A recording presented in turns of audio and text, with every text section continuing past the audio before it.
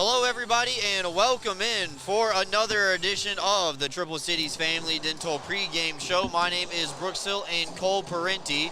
Apologies for getting on the air a little bit later tonight. We've been working through some technical difficulties at the arena with some court issues that seem to have taken the night off, and actually they have been retired as well. Everything worked great yesterday, and unfortunately, some days things just stop working. So tonight we are going with the wide camera angle shot, just like the Port Huron broadcast. So unfortunately tonight we will not have replays available. We won't have any zoom ins or camera changes. We'll be at the wide camera the entire night. It's unfortunate, but it's the way that it's going to be tonight. Good thing for the Black Bears, they'll be on the road next weekend in Illinois to take on the Dashers for the first time on the road in franchise history. So we'll have plenty of time to correct this issue, and by the time the Black Bears get back in town on December 20th, we will be good to go and have this issue resolved. So, Triple Cities Family Dental Pregame Show, a little expedited version of it tonight. We're going to take a timeout, come back, and we'll have tonight's starting lineups in the Court Gesture Athletic Club, injuries and scratches. Roman Acres Veterinary Hospital is proud to offer urgent care visits on Sundays between 8 a.m. and 5 p.m. This service is open for both clients and non-clients alike. If your pet is sick and your primary care vet isn't open, give them a call at 607-656-4285 or visit RomanAcresVet.com for more information.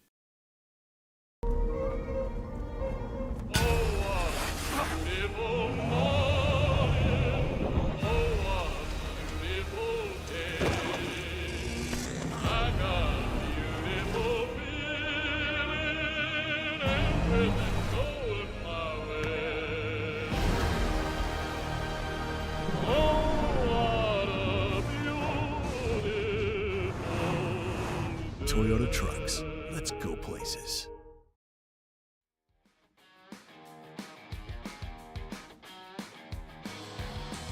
Welcome back in, everybody. Brooks Hill and Cole Parenti up here in the Jeff Kai's Auto Sales broadcast booth.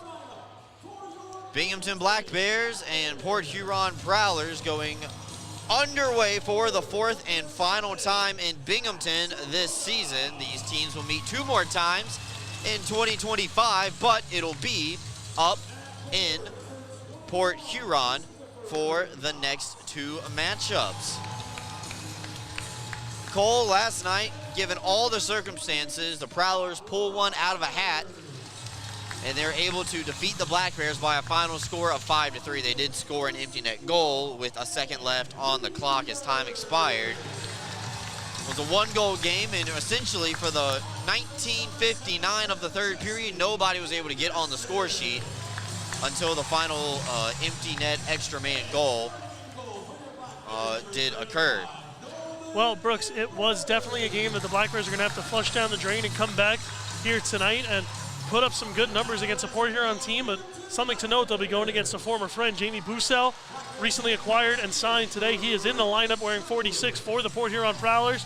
So the Black Bears going to have to get themselves going early. They're going to have to get themselves going strong. First 5 minutes are going to be crucial, and I think that this team is really going to rise to the occasion, come tonight ready to play, and they'll be looking to get 3 points here tonight and split the weekend with the Prowlers. Won't be an easy task because Valtteri Nuusenainen will be back in net for the Prowlers.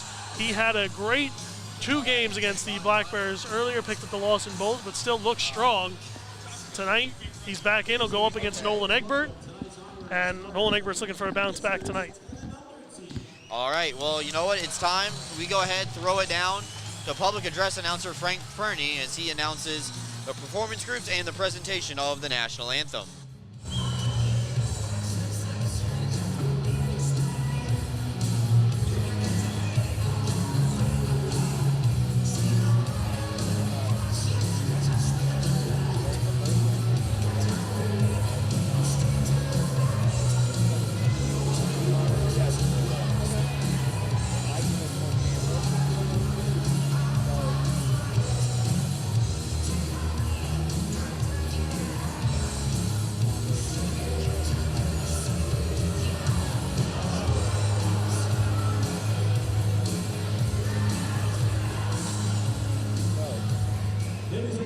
please rise if you are able and remove your caps. Presenting the colors for tonight's game, please welcome Owego Cub Scout Pack 37.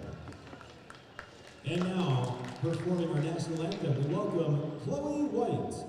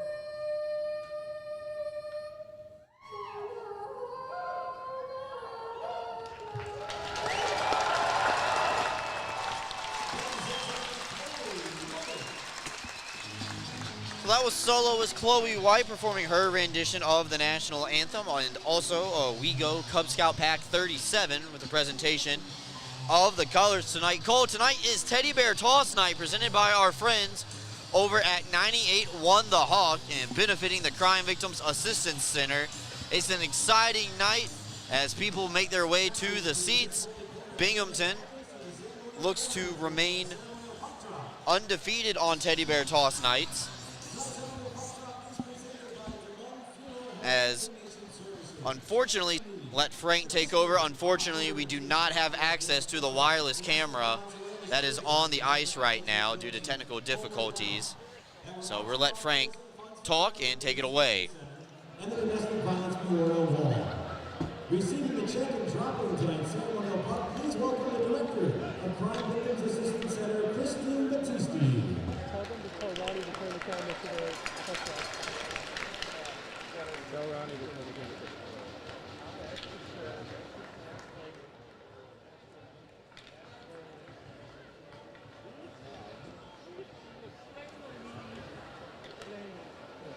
I just want to say thank you on behalf of the Crime Victims Assistance Center to all those that came out in October for Domestic Violence Awareness Night.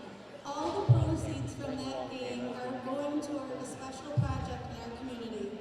Skylar Savage, a dear friend of mine, lost his mom to domestic violence a couple years ago. Skylar decided to build a special wall in Broome County where we're going to honor all victims of crime. So I would urge everyone here tonight to stop by the CVAC table and consider making a donation for this very special project. We couldn't do it alone. Also, to every single child and family that brought teddy bears tonight, we are so excited for the teddy bear toss. Every child that comes to Crime Victims will receive one of these bears. So thank you to our wonderful community for supporting the great work at CVAC and being part of their healing.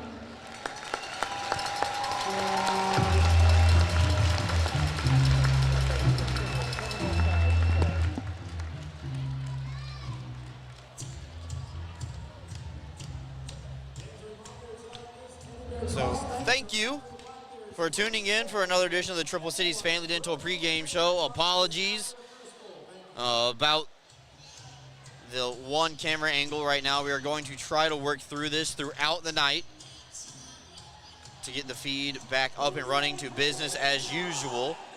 But right now it's time to go ahead and drop the puck and the night will be underway. Teddy Bear Toss Night, looking for a new hero. It was Tyler Jurich twice and Connor Smith last year.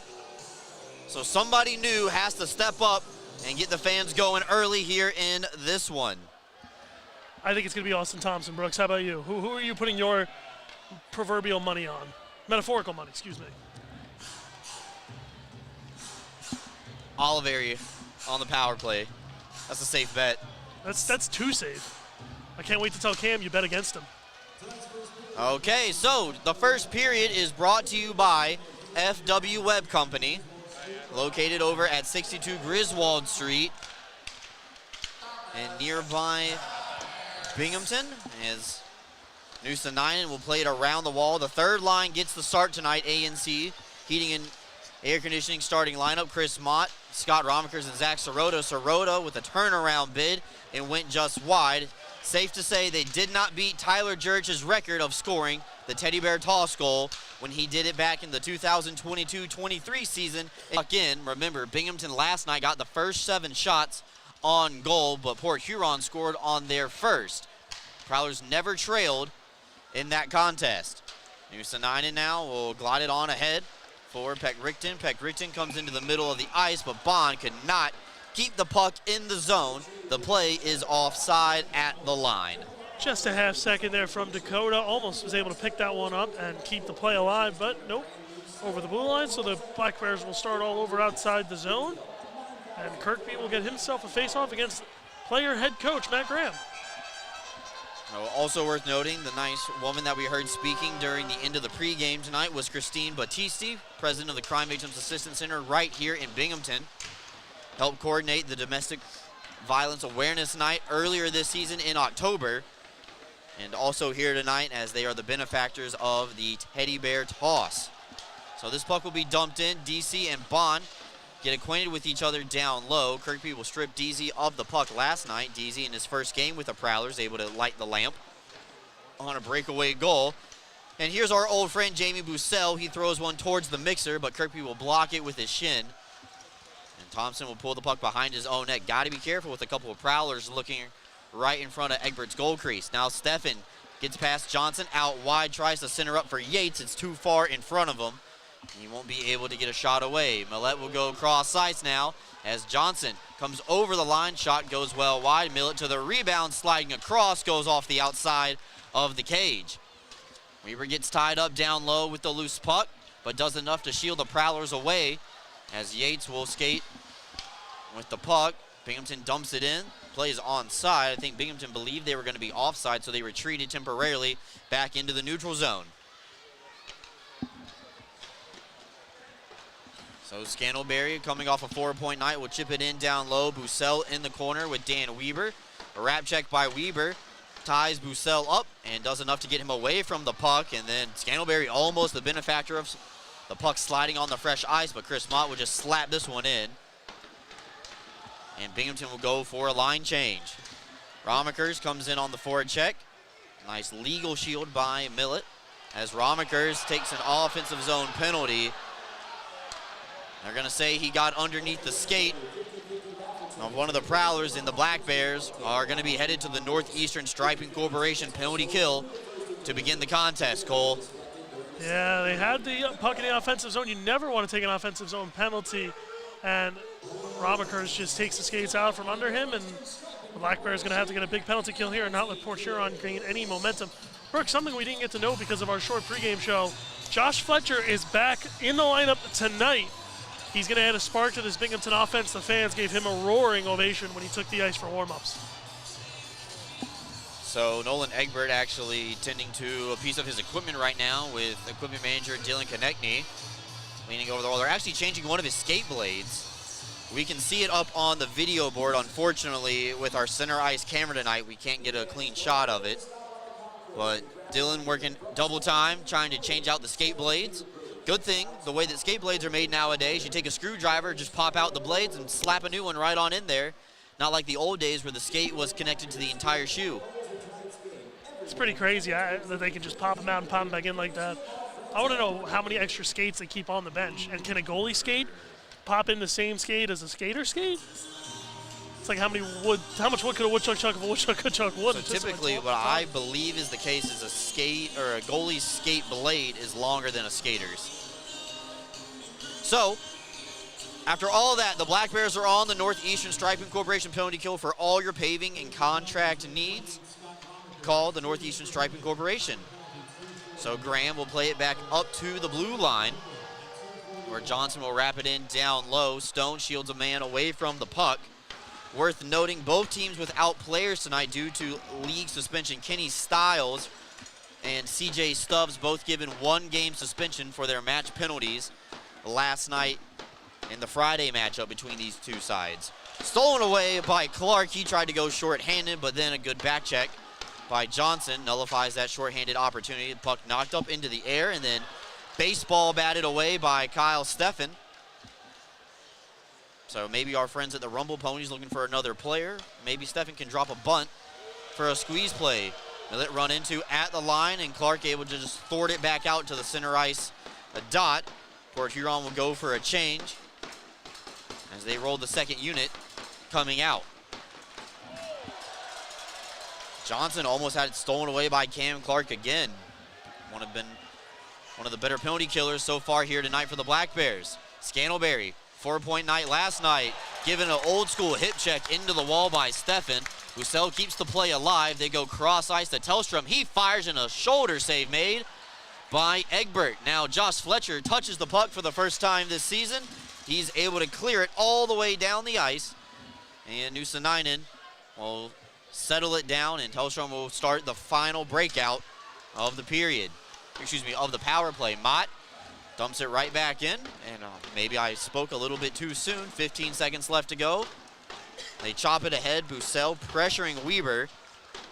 Weber knocked down, but got right back up to his skates. He'll reverse it around the kick plate for Jesse Anderson. Ramakers is up and ready. This clearing attempt hits the linesman, and Port Huron gets one more chance on the power play. Drop pass intercepted by Thompson, and ahead, looking for Ramakers out of the box. No icing. Kirby beat him to the spot, available in the blue paint.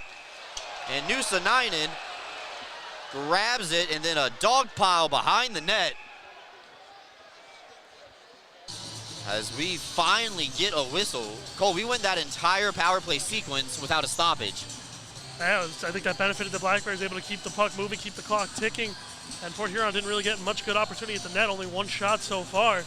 And now they had a good chance there as Ramakers came out of the box. The pass was a little bit in front of him, and it almost seemed like Port Huron stopped playing, thinking it was going to be an icing, and Kirkby kept it going.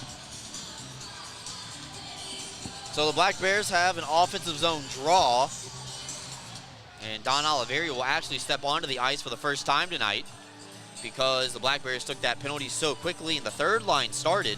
This is going to be Oliveri's first shift of the night. Well, good to see the Don father. Anytime he gets on the ice, there's a little bit of excitement from this crowd. They always expect him to score, and from his track record, I don't see why they wouldn't. So the face-off won by the Prowlers as Lockhart tries to clear it through the middle of the ice. Graham will play it ahead for Johnson, who will go cross-corner dump in. Bond's the first man to it. He'll try to play it up the wall. And Thompson had pushed it back. This one's batting out of midair by player head coach Matt Graham, wearing 51 in white. Bond with a reverse hit on Federally inside the trapezoid, and that allows the Black Bears to find the loose puck on the far side of the ice and skate away. Oliveri now with it. Lost the handle trying to find Kirkby and Stone joining the play, and Federally will go one-on-one. Other side of the ice, but the play is offside. That'll take us to our first time out of the night. We're still searching for the game's first goal. We're back with you right after this. The Black Bears are going to be on the road next weekend, but they return home on December 20th to take on the Dashers for Whiteout Night, where they'll be wearing their white jerseys at home. And on Saturday the 21st, they take on the Motor City Rockers for a very special Peanuts Christmas. Binghamton Black Bears gift cards make great presents. Load any amount onto a gift card for tickets and merchandise at the Black Bears office. American Dining Creations has gift cards for concession refreshments as well. The Black Bears office has some available in limited quantities, or you can load up your own at the American Dining Creations kiosk on the main concourse at all Black Bears home games. Welcome back in, everybody. Brooks Hill, Cole Parenti, along with super producer Matthew here tonight. Cole, Binghamton does a good job on the power play, on the penalty kill, only allowing 1 shot from Port Huron. And like you said, we went that whole 2-minute segment without a whistle, and that benefited Binghamton keeping that clock running and not allowing Port Huron to get any set plays developed. that's 100% what it was, Brooks, when they were able to find a way to keep Port Huron from getting any good opportunities, which they got a couple last night. Tonight, the Black Bears seem to have learned a bit of a lesson on how to attack, or I should say on how to defend.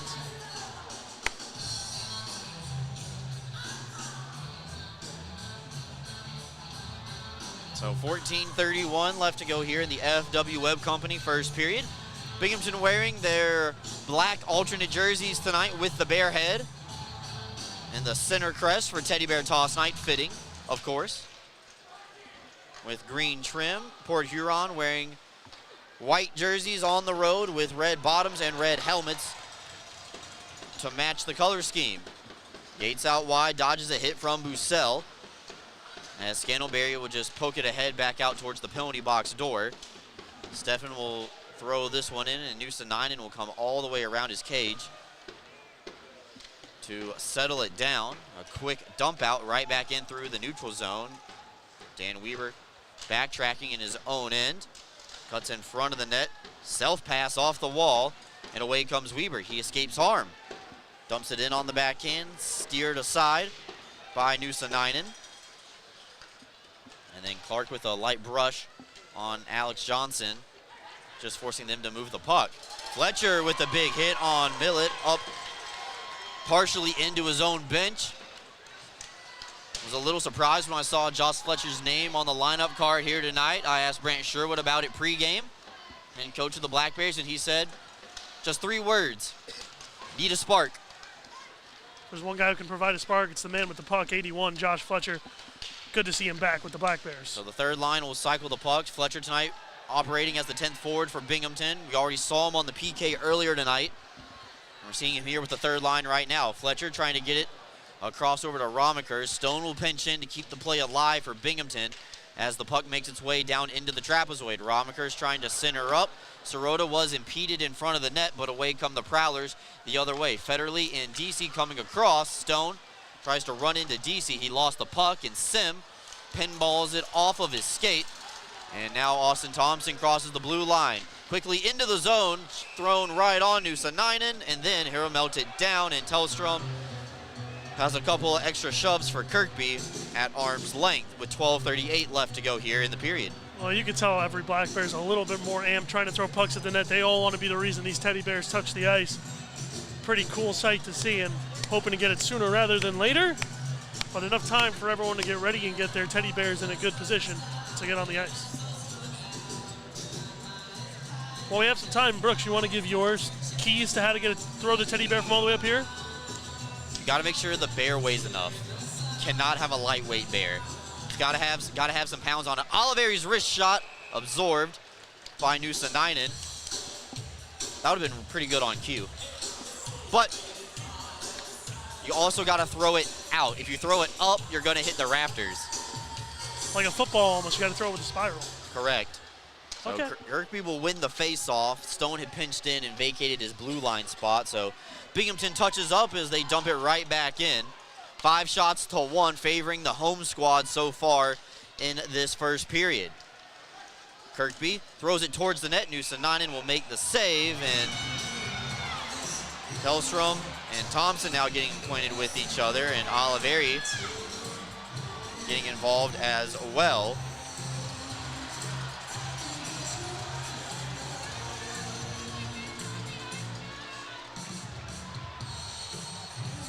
Now it's Chartrand and Thompson trying to get separated. And I believe one of tonight's officials, Chris Russo, has pointed for 2 players to go to the penalty box, and I believe that's going to be the case. And it looks like Parsons and Oliveri still having a bit of a conversation behind the net there. Oliveri and Parsons, as Cole said, getting acquainted with each other once again. Oliveri has not fought as a member of the Black Bears, but it looks like they're going to separate those 2 as well. So the penalty sheet already filling up early here tonight. Well, Brooks, if either one of us were able to cash out our bets now would be the time with both Thompson and Oliveri, the two guys we picked sitting in the box. That's a good pun right there. Was not thinking about that.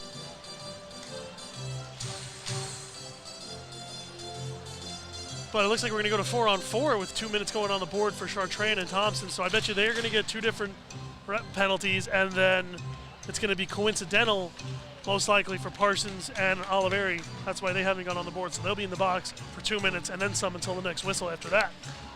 So we did see some 4-on-4 action last night in the third period. Remember, the Black Bears got into a little bit of penalty trouble last night in the third period.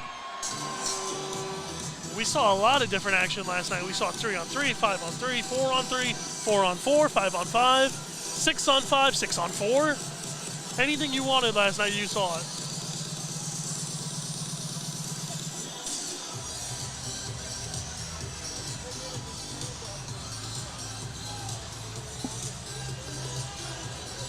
So Chris Russo communicating with the off-ice officials on how this should be distributed. And then Phil Lyons, the referee, talking to Tucker Scantlebury and Jesse Anderson, explaining it to the teams. And the two linesmen, Michael Imperio and Zach Bavinzo, standing in between the two benches, making sure that nothing further develops. Speaking of between the benches, there's Jamie Bussell in a Port Huron Prowler uniform. And it's a weird sight to see, Brooks, a guy that we're used to in the black and green, and now a member of the Prowlers. Interesting little fun story for the day, Brooks. Bussell's nameplate came from the Black Bears, as Bussell clearly didn't have a nameplate ready yet, being acquired tonight. The Black Bears were nice enough to donate one over to the Prowlers. They were able to stick it on there, and Jamie Bussell able to be easily identified by the name on his back. So good on equipment manager Dylan Konechny to help out another team. Yep, Aiden Burchard, Chris Puzakulix, and John Brown also helping out. Dylan in the equipment room. Those guys do a job that does not get enough thanks, so I wanted to make sure to give them a shout out here tonight when we had the opportunity to do so. So we're going to go to another Northeastern Striping Corporation penalty kill, as the Black Bears will send Scott Romekers over to the penalty box as well. So Prowlers on their second power play of the night here early in this one. We'll be interested to hear what the extra penalty was for. No, Thompson's already in the box for 2, along with Oliveri. And we're waiting for Frank Perney to give us the announcement. This puck is dumped in. Stone will come around the cage using it as a shield, throw it off the glass and out. And 90 seconds left to go in this power play. Millett now comes across the line. Oh, drop it back for Graham. And here's shove Anderson. Anderson's stick got caught up in the referee's skates, but he gets it back. Millett over to Federally, as those two will play catch. Fletcher's up high and blocks the passing attempt as it bounces back out into the neutral zone. Sounds like Thompson got an extra 2 for slashing there, Brooks. Okay, so now Millett will cross over the line. They say the play is onside. Black Bears disapprove of it, but nonetheless, Johnson fires a wrist shot and Egbert steers away. Back up to the blue line on the top of your screen, Tellstrom.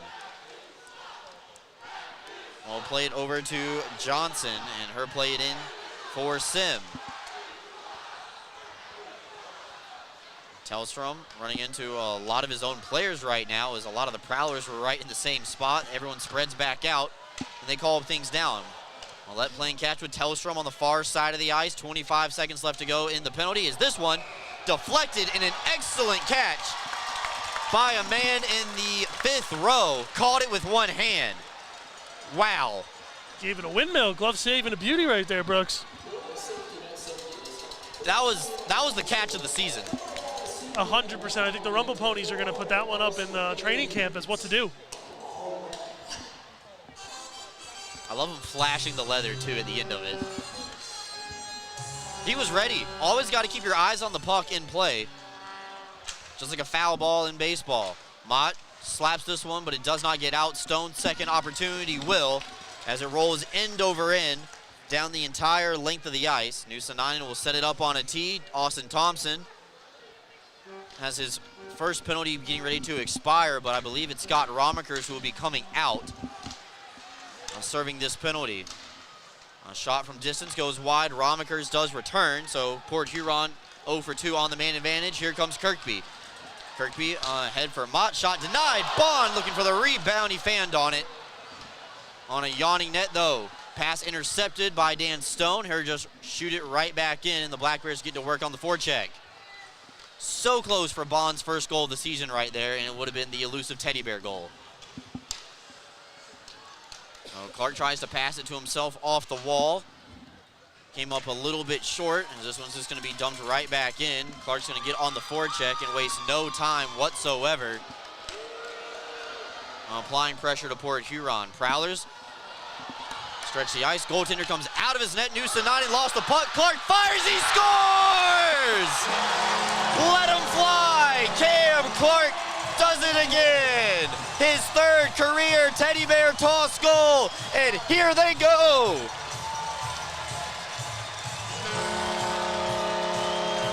Brooks, that was nails from Cam Clark right there, able to put that one in. Able to pick it up off the goalie and put it right behind him.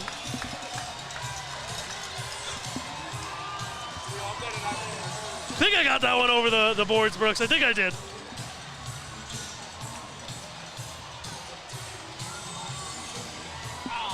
Wow, look at that. That might be the most we've had yet, Brooks. So the cleanup process now begins. The Black Bears on the board, 1-0. Nusanani came out to play it, didn't get it far enough. Cam Clark with the intercept. That's his third career Teddy Bear toss goal. First, as a pro hockey player, he does have 2 while he was at SUNY Morrisville. Shouldn't have bet against Clarkie. No, and he said it last night too. He said, I'm getting the goal. And the way he started the game, no doubt that he would have it. Well, welcome back too, Cam Clark. That's beyond, that goes under the wayside a bit. First goal since rejoining the Black Bears. So time of the goal, 10 minutes and 34 seconds. Cam Clark gets his 9th goal of the season. Should be unassisted, coming away from the goaltender. And the Black Bears have the lead against Port Huron for the first time this weekend. Those Bears are still raining down.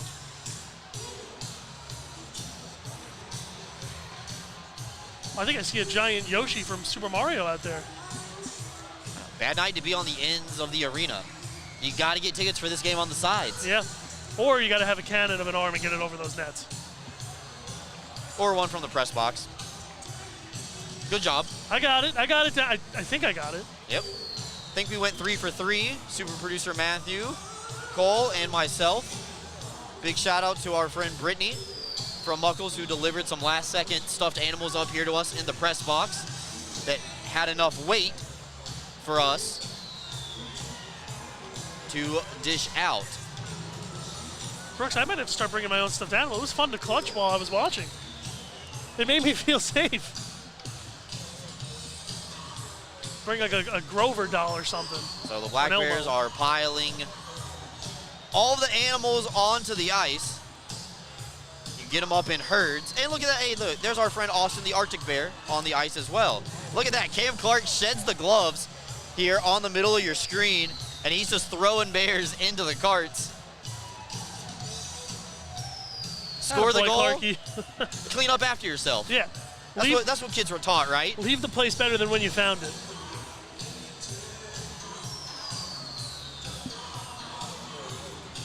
So, always a big and happy tradition here, and we're glad that it happened. It's already over.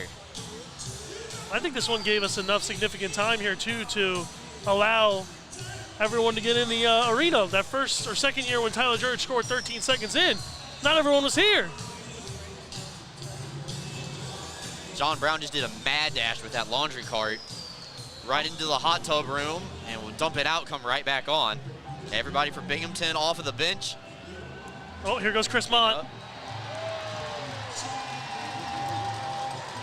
I hope somebody got that on video. Oh, we did. We Oh, got that. perfect. I was talking about from ice level. So these Bears will be counted up on Monday, and then they will be taken to the Crime Victims Assistance Center right here in Binghamton. Going to be exciting time, and Cole, I think you were right. After first reaction, got a lot out there on the ice.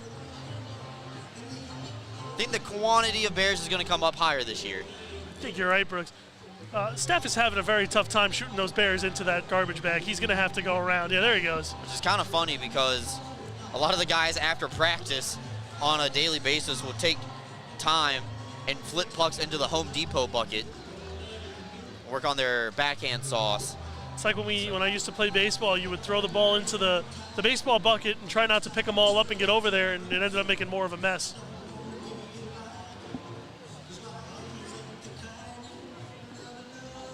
Still a lot of Bears on the ice to clean up, Brooks. We still got a little bit to go before we're back to playing. So a great job by the Binghamton faithful to show up and show out for the Crime Victims Assistance Center.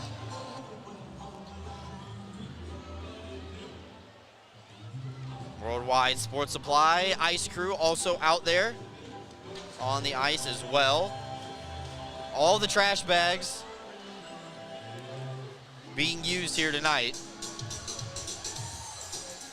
I think I know what I'm doing on Monday, and it's going to take a very long time. Going to be counting Bears. It's better than what I have Monday. Final exam. Oh, good luck. I'll need it. I'll need it. Oh, plenty of time tomorrow to study. What's studying?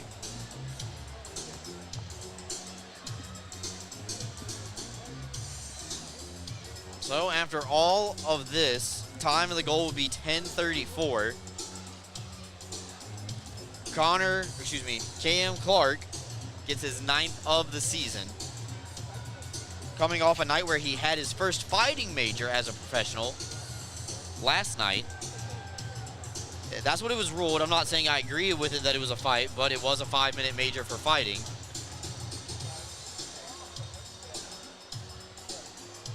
As the final Bears getting picked up as they try to clear the ice here. And we'll see how the teams respond after this. A little bit delayed, nothing like the delay that we saw last night to start the contest. And it looks like they have decided that it's going to be time to step aside. They're going to take this opportunity and take the media timeout as well. So we will do the same. Black Bears up 1-0 thanks to Cam Clark getting the teddy bear toss goal. Back with you after this. 2024 was a year to remember. But now we turn the calendars to 2025, and what better way to do that than with your Binghamton Black Bears? Join us as the Black Bears take on the Hudson Valley Venom at a special start time of 5 p.m. Get your tickets now at binghamtonblackbears.com. Black Bears holiday packs are back for just $30. You can receive 1 t-shirt, 1 ticket voucher, and 1 $10 American Dining Creations gift card. Holiday packs are available at the merchandise stand on the main concourse and at blackbearshop.com. If ordering online, this deal will only be offered until December 15th. In-person sales will conclude on December 21st. Black Bears holiday packs are the best gifts for the best fans this holiday season. Welcome back in, everybody. Brooks Hill, Cole Parenti, and super producer Matthew. We had a second to catch our breath, and the Black Bears had an opportunity to regroup during that media timeout. Worldwide Sports Supply ice crew. Now, after all the teddy bears make their way onto the ice, and there was a lot of concentrated skating in singular places on the ice. They do a good job of shaving up as we get ready to resume play. So now the big goal is out of the way. You don't have to worry about it the rest of the night. Now it's just a hockey game for the next 50 minutes. Be interesting if you threw a bear after every goal, how many you'd collect. That would be a little wild. But well, good for Cam. I'm sure he's going to love that one later. Going to love to watch it again and again. So a misplay by Nusa-Ninen and a good intercept by Cam Clark leads to the Black Bears having their first lead of the weekend. Lockhart now tries a re-entry ahead to Scantlebury. An unassisted goal as Clark gets a hit from Bussell. No love lost between those two. Steffen across for Emery, pinching in on the backside. And now Bussell coming back the other way, 2-on-1. Bussell holding for a shot. He goes well wide. Steffen over to a loose puck. Tried to get it out. He cannot, but Poirier will chop it ahead off the kick plate. Binghamton dumps it in behind the net, and there get a line change. So now Millette 1-on-1 with Stone. Stone will win that battle, but the puck popcorns on him. And now ahead for Sirota. He catches up to it. Can he settle it down? Gets it laying flat and centered up for Kirkby, maybe looking for Mott on the back post. Bounced off a defender, and it comes all the way back out into the neutral zone. Sirota on the re-entry with Kirkby, and Mott is the trail man. Knocked back up towards the blue line. D-to-D passing for the Black Bears. Bond holding. Fires off the in wall, looking for an opportunity. Sirota throws a blind backhander away from the play. And Nusanani able to make the save. Defense clears for Port Huron. Kirkby will dump it around the wall. Goaltender gets a piece of it. And Graham tries to clear it through the middle of the ice. It's impeded partially by Kirkby and Clark. Kirkby will steal it away. Clark has it on his forehand again, but this time it ramps into the safety net and out of play. You know, Brooks, one thing I've noticed about Zach Sirota, we'll go back to him for a minute. He's always in the right place at the right time, it seems, to find himself a good scoring opportunity. And Sirota there almost puts one in on the backhand. He's been a great find for Coach Sherwood and this squad. A little bit of line jumbling here. Steffen, Fletcher, and Clark, the next three out.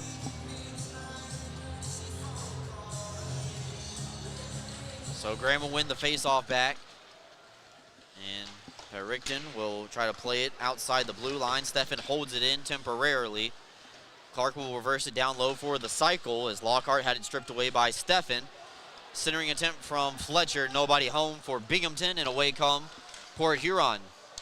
DC, nice stick handling, tries to get around Weber, and a kick save made by Egbert. Got that one with the toe. A little bit of an excuse me save. Clark knocked down to the ice by Scantlebury, and the Black Bears will be headed to the power play for the first time tonight. Power play box getting pretty full there for the Prowlers. Black Bears get a chance here to double their lead. It would be huge to get a second goal on the board on these Port Huron Prowlers, who just had to sit through a delay because of cleaning up Bears after giving up a goal on a miscue. You could really push the pace here. Time of the penalty is 12 minutes and 48 seconds. Period number 1. Tucker Scantlebury sits down for tripping. And now the Black Bears look to double up their lead. They'll have to do it without Oliveri as he's still in the box for a 10-minute misconduct. So Steffen will take his spot on the unit as Yates will cycle around. Hop underneath the stick of Steffen as Kirkby comes ahead with Johnson. Yates has the loose puck. Johnson's trying to reclaim his stick as Heinzel tries to put it out of the zone. It's held in at the line by Bond. Here, throw it over to the open side of the ice. Turnaround bid from Kirkby is denied, and then a penalty is called. Holding is the infraction. Looks like Federley is going to be taking a seat here, so a 5-on-3 chance for the Black Bears. With 4 Prowlers in the box now, that bench is getting awfully spacious for the Port Huron squad, but now you lose one of your penalty killers in Federley. It's going to be put up or shut up time. 13:25 left to go here in the second period.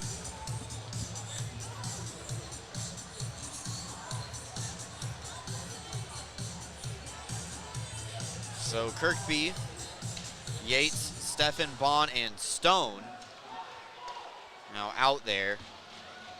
So we'll see what the Black Bears draw up 5-on-3. Kirkby finds the loose puck, and Stone will go behind the net and play it. Stone will park himself right in front of the cage, trying to take away the eyes of Nuusanainen.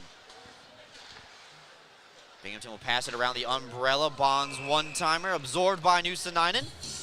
And he'll make the save. Binghamton 56 seconds of a two-man advantage now. Bond searching for that first goal of the year, came quite close. Got a good opportunity there, and I'm sure they're not going to want to leave him open again. You notice who's taking Oliveri's spot on this 5-on-3, Brooks? Dan Stone filling in for the Don father, so Coach Sherwood liking the offensive production increase from number 52. Well, Stone out there on the ice for him, yes, but they actually have Stefan in his spot because Stefan's right-handed, like Don is, so he can get that one-timer from the same spot. You know what I meant. I don't know if I did. Kirkby will play back up to the umbrella for Bond. His wrist shot snared by Nuusenainen. We'll reset and do it again.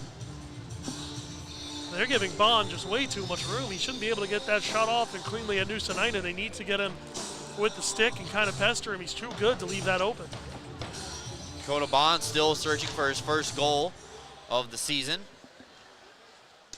As Yates will throw it off the skate of Stefan, and her trade places with Yates. Skates in at the dots. He fires, and a blocker save made by Nuusenainen.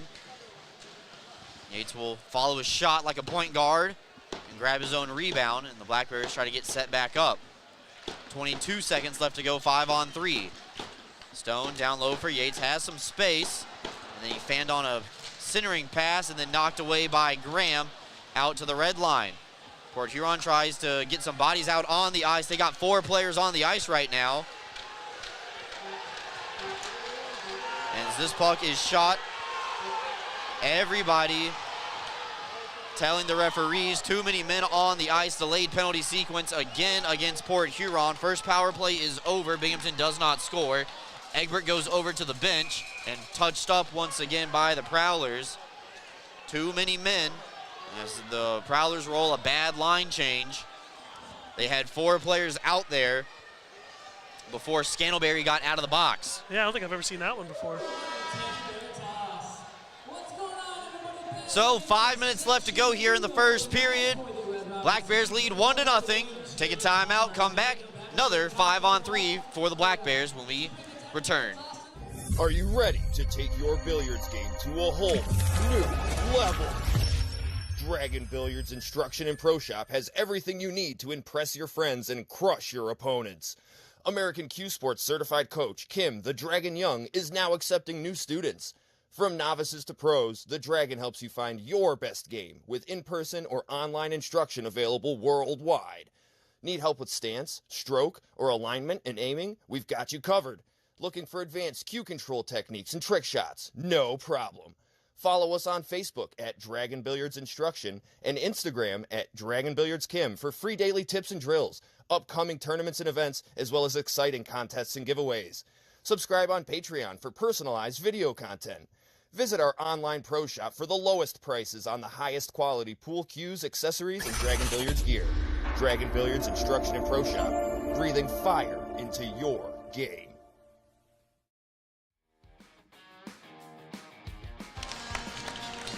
Welcome back in, everybody. Brooks Hill and Cole Parenti here. 5 minutes left to go in the period. Cole, too many men on the ice. Bench minor for Port Huron at 15:01 of the first period. It's another two-man advantage for the Black Bears as Scantlebury came out of the box, which he was supposed to do.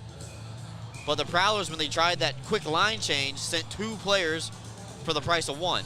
And unfortunately, they could not do that. Kirkby takes a high stick off the draw. And another penalty here is going to be called. Elise Wilbur and Josh Fletcher coming right out onto the ice to check on the Black Bears captain. Referee's right on top of it as soon as it happened. So Matt Graham is going to be headed over to the penalty box where they have run out of vacancy for the Prowlers. I don't even think they can get that door closed.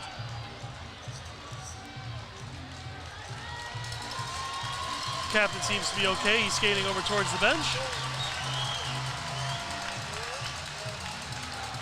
So Matt Graham will sit down. 15:05 time of this penalty. We're not going to know for how long, though, Brooks, without a signal because the board is filled up. And Matt Graham's penalty won't start until Federley gets out of the box. Or excuse me, Scantlebury. So both referees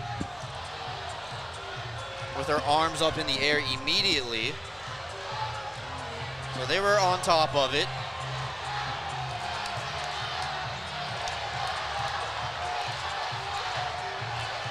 Crowd growing a little restless here in this first period.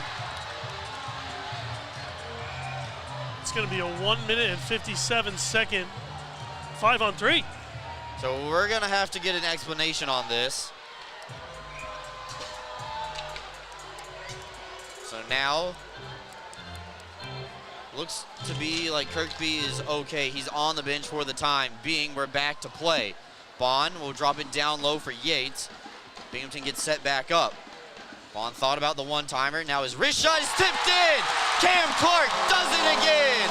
Power play goal for the Black Bears. They lead 2-0. Welcome back, Clarkie. That was just a shot that came in from Bond. Like I said before, they were giving him too much room. Bond shoots that one, finds the stick of Clark, tips it home. And a 2-0 lead for the Black Bears. 4-minute double minor was called on Matt Graham. They'll have a 1 minute and 45 second 5-on-3 still to play. And Cam Clark is on hat trick watch at 4:43 of the first period. Could you imagine if we had Bears and hats on the ice, Brooks? It's a good point. Haven't thought about that.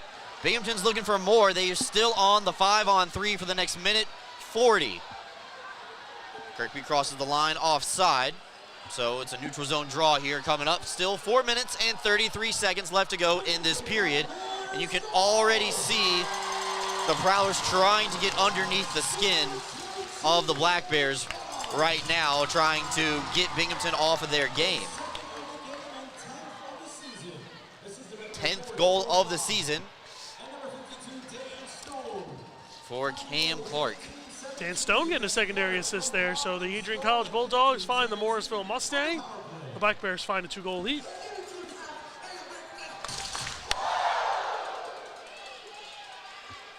Just looks like the Black Bears are just having more fun again out there, Brooks, than they were last night. Last night seemed like they were a little tighter. Tonight they look like they're having fun.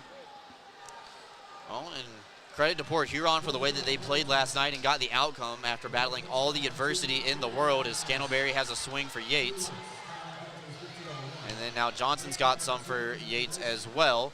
Bond now will skate in, play it down low for Clark. He holds, looking for the natural hat trick in the first period. And played back up to Stone as it got punched back out towards the blue line. Kirkby coming in, firing, and his shot is blockered away. Stone over to Bond, it's still available. Yates settling it down. And one of the Prowlers has lost their stick. It's Federley, so 2.5 players down. Kirkby across. A miss hit off the heel. Back over to Clark. He's got the hot hand right now. You might want to give it back. 40 seconds left to go. Kirkby across for Yates, firing, and just misses over the shoulder. Stays in play off the glass. Kirkby settles it down. Federley did not get his stick. Bond skates back in towards the middle. Kirkby receives the pass. 20 seconds left to go in the 5-on-3. Stowed across, and an excellent block by Johnson. Never made it towards the net. Yates using the net as a shield, finds Bond, fires his wrist shot tipped wide by Kirkby. Can Scantlebury get over to the loose puck in time? He does, but he can't get it out. Yates skates in over to Kirkby, post-to-post save by Noosa-Ninen. Clark's rebound, denied by Noosa-Ninen again, cleared. First man comes out of the penalty box. It's DC, so the 5-on-3 is over. This is now 5-on-4. DC coming away with it. Shot kicked away by Egbert. Took the man out in front of the net, and away come the Black Bears the other way. Yates transitioning with the puck ahead for Kirkby. It bounced around over to Romikers. Yates upended away from the play, lost his glove. Romikers fires, tipped on by Kirkby. And finally, a whistle pausing the action. Here's Noosa-Ninen, covers up with 2:30 left to go. It's been a crazy few minutes of action, Brooks. Going back and forth for the Black Bears, just getting shots in on Noosa-Ninen, left and right, throwing them in, not able to find the back of the net just yet, but some great chances for the guys with the Bears on their chest. Also worth noting, the red light appears to be stuck on for behind the net. The off-ice officials are aware of it, and they are working on it. So Federley got away with not grabbing his stick in the corner there. I don't know how you get yourself into that position and forget to grab your stick like that. well, if it's broken, you can't play with it, so maybe it had started to crack and you don't want to play with a broken stick. Take another penalty. Speaking of penalties, Port Huron still has 1:35 left to serve here. So we'll see if the Black Bears can get another one. Romikers over to Sirota. Throw it off the leg of Heinzel. Bussell tries to clear. Romikers holds the puck in. Romikers top of the umbrella. Made Bussell slide down to try to block it. As the second unit now getting some time. Romikers fires, and Kirkby was on the back post for the tip in, just goes wide. Scott will settle it down. Suni Brock, Port Eagle, along with Nolan Egbert. Those two were once upon a time teammates with each other in college. Romikers was actually the captain of that team his senior year. Anderson will touch it away for Romikers to make sure Binghamton stays in control. And we'll see if Port Huron can stay on their discipline here. 45 seconds left to go. Steffen's shot absorbed by Millett. Romikers fires a one-timer, goes wide. And this one comes out of the zone, so Binghamton's going to be forced to touch up. And Kirkby will play the puck, and that will mean offside at the line with 1:19 left to go as Oliveri and Brian Parsons return. I was going to say that may benefit the Black Bears here with 37 seconds left of power play time. They get the Donfather back on the ice. Still a couple Prowlers waiting to be liberated, Brooks.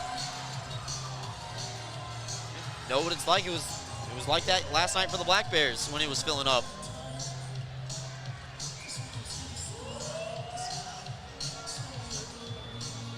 So Yates will take this draw. Oliveri and Clark will be the forwards, as Kirkby had been out there for quite a while, and Oliveri has fresh legs after sitting down for 10 minutes.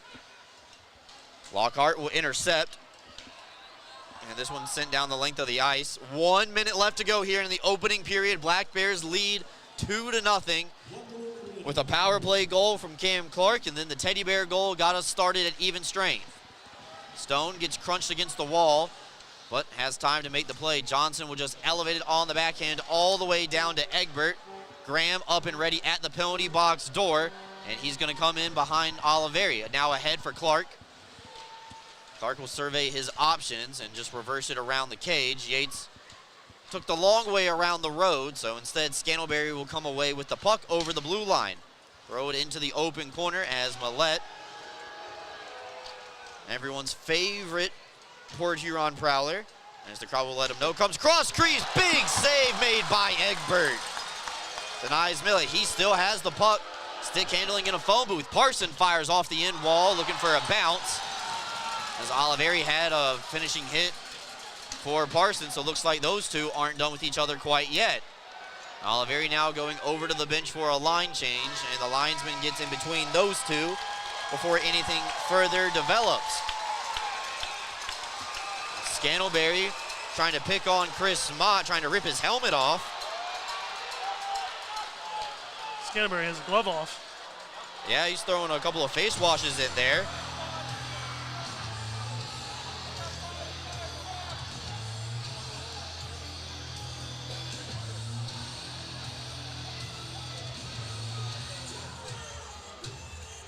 So,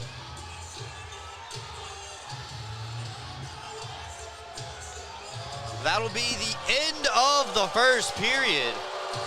Binghamton up 2-0 thanks to a pair of goals by Cam Clark here on Teddy Bear Toss Night. We got a long way to go here, so buckle up, folks. Probably going to be a good one.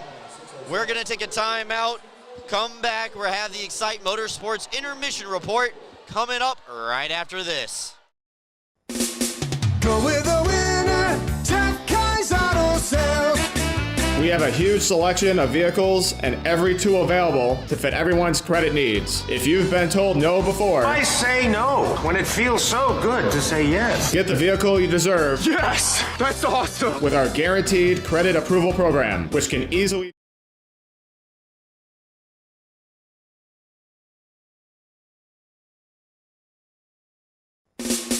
Go with the winner, Jeff Kai's Auto Sales.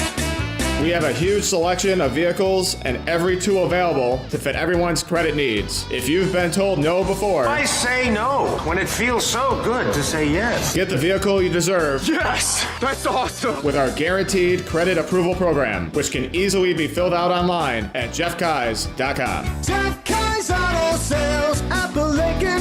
Go with the winner, Jeff Kai's. Come check out the newly redesigned Grand Monarch Apartments. Luxury boutique living. Located in the heart of the Tri-Cities, Grand Monarch offers luxury boutique living and should be your new home. With just 24 units, creating a quiet, homey feeling with an emphasis on service and responsiveness to all of your needs. With 1, 2, or 3 bedroom plans, give them a call and find out more information today at 347-915-3560.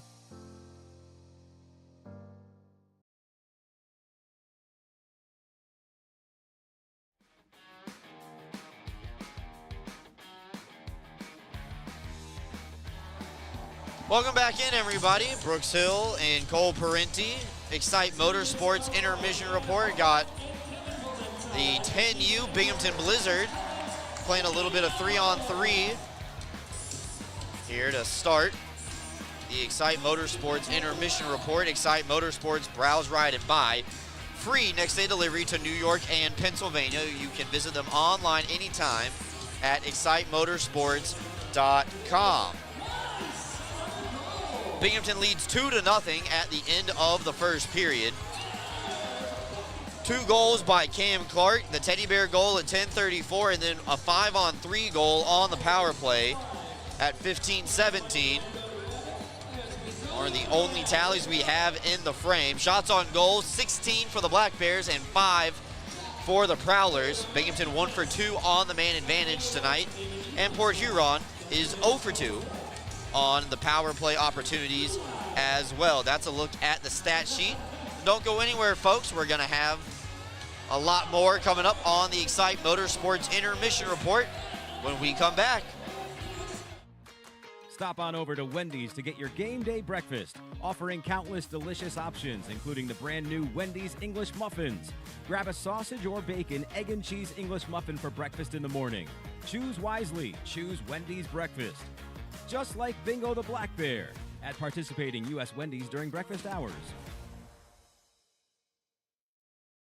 Binghamton Black Bears gift cards make great presents. Load any amount onto a gift card for tickets and merchandise at the Black Bears office. American Dining Creations has gift cards for concession refreshments as well. The Black Bears office has some available in limited quantities, or you can load up your own at the American Dining Creations kiosk on the main concourse at all Black Bears home games. Don't waste another day or weekend doing laundry. Clean Hamper is your locally owned and operated laundry service center serving all of Broome County. Clean Hamper services include wash and fold, specialty cleaning, stain and spot removal, hang dry, and ironing services too. Families, busy singles, seniors, and students all love Clean Hamper. Schedule laundry pickup and delivery online anytime, or simply drop off and pick up your laundry at our facility. Learn more at cleanhamper.com and take 20% off your first order. All about you make me think of good things. Good things. Like calming tempers down. Good things. And passing them around. So stand up and cheer. We're back to the beer. Good things. Share a good-natured Canadian Pilsner. Excite Motorsports has one of the largest and best selections of off-road vehicles in the Northeast. And right now, the showroom is filled with a great selection of motorcycles from CF Moto. If you're ready to live life on 2 wheels, now is the time to shop with great deals and amazing rebates. Ride without compromise with CF Moto's affordable selection of bikes in stock and ready to go. The fun starts here at Excite Motorsports, your premier power sports dealer.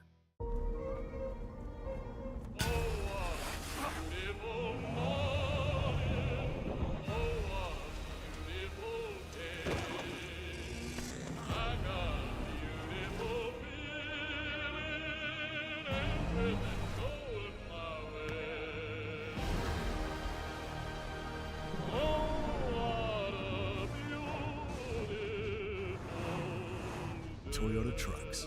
Let's go places. CryoWorks provides cryotherapy that uses nitrogen-cooled air to target specific areas of pain and inflammation. Local cryotherapy targets a specific area to deliver the same effects of the whole-body cryotherapy to that specific site. Treatments take 5 to 8 minutes, with a benefit exceeding that of hours of icing. Your Binghamton Black Bears' premier choice of cryotherapy, CryoWorks. Are you ready to take your billiards game to a whole new level? Dragon Billiards Instruction and Pro Shop has everything you need to impress your friends and crush your opponents. American Q Sports certified coach Kim the Dragon Young is now accepting new students. From novices to pros, the Dragon helps you find your best game with in-person or online instruction available worldwide. Need help with stance, stroke, or alignment and aiming? We've got you covered. Looking for advanced cue control techniques and trick shots? No problem. Follow us on Facebook at Dragon Billiards Instruction and Instagram at Dragon Billiards Kim for free daily tips and drills, upcoming tournaments and events, as well as exciting contests and giveaways. Subscribe on Patreon for personalized video content. Visit our online pro shop for the lowest prices on the highest quality pool cues, accessories, and Dragon Billiards gear. Dragon Billiards Instruction and Pro Shop, breathing fire into your game. The Binghamton Philharmonic Orchestra holds its 10th annual Mac and Cheese Fest on Thursday, February 13th from 6 p.m. to 8 p.m. at the Doubletree Hotel in downtown Binghamton. This all-you-can-eat fundraiser features mac and cheese offerings from 24 local restaurants. Patrons and celebrity judges will choose the winner of the Best Mac and Cheese title and other culinary awards. Tickets can be purchased at bingmacfest.com or by calling 607-723-3931. All proceeds go towards the programming of the Binghamton Philharmonic Orchestra. Are you kidding me? How do you do that? A warm, relaxing soak in my hot spring spa. Coral Isle has hot spring spas starting at $39.95.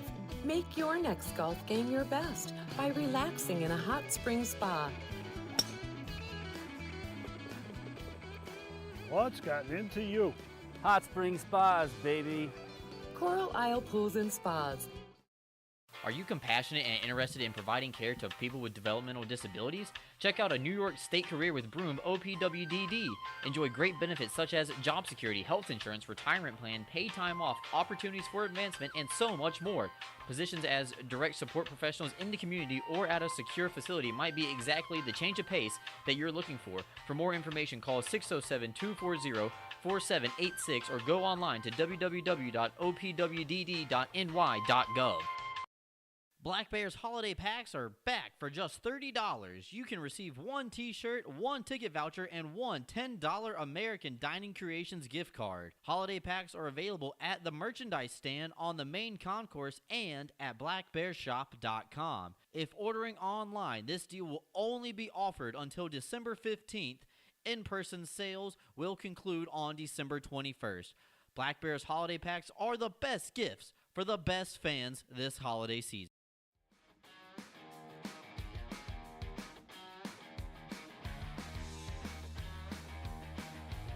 Welcome back to Binghamton Black Bears hockey from the Visions Veterans Memorial Arena in Binghamton, New York.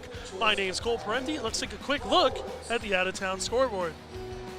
Carolina and Baton Rouge squaring off again in Winston-Salem, and once again the Thunderbirds jumping out to a 2-0 lead. Gus Ford, Jan Salak, both with goals in that game. Peter Panachik with assists on both, so big job for the Czech line as Yuri Pestika's on the score sheet as well. Now let's go over to Columbus, who leads 2-0 over the Seawolves down in Columbus. Goal scorers being Stephen Klink, Ryan Galvin.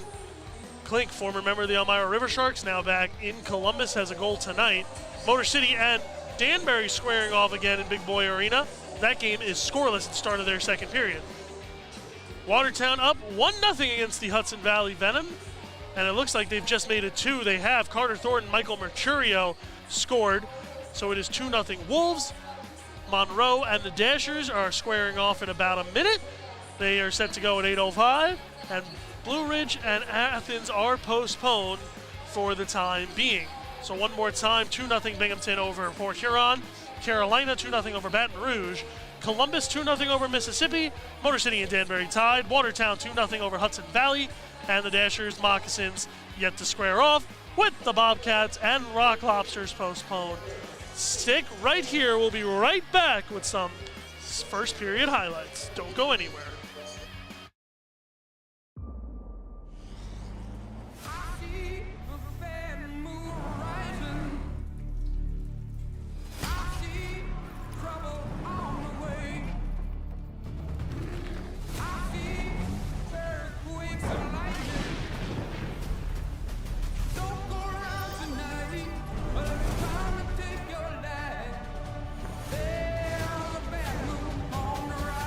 Toyota Trucks. Let's go places. Are you kidding me?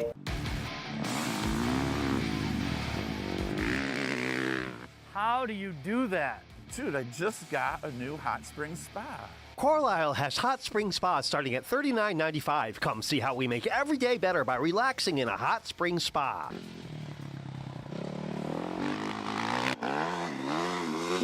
What happened to you today? You're shredding it. Hot Spring Spas, baby. Black Bear's holiday packs are back for just $30. You can receive one t-shirt, one ticket voucher, and one $10 American Dining Creations gift card. Holiday packs are available at the merchandise stand on the main concourse and at blackbearshop.com. If ordering online, this deal will only be offered until December 15th. In-person sales will conclude on December 21st. Black Bear's holiday packs are the best gifts for the best fans this holiday season. When you care about something, you take care to protect it. The family that depends on you and the future you're planning for them. You'll have your own college stories too someday. With sound advice, smart strategies, and a broad variety of life insurance options, Security Mutual can help provide for the people you care about and also help you reach your financial goals. It's a sound plan. The time to start thinking about college. And retirement is now. Security Mutual Life, the company that cares. Advancements in new clinical therapies are made possible by heroes like you.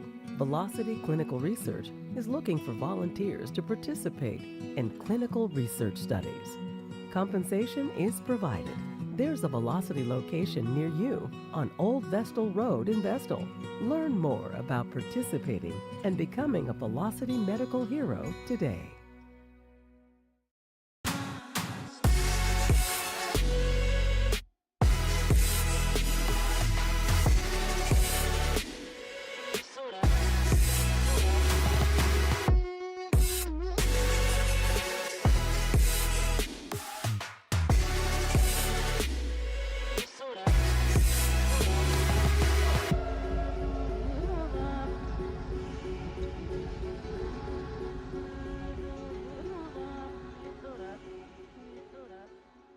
Elevate the way you celebrate at Sky Zone Binghamton Vestal for a full-service experience. Our hosts will take over the details while you sit back and enjoy watching your kids make memories with their birthday guests.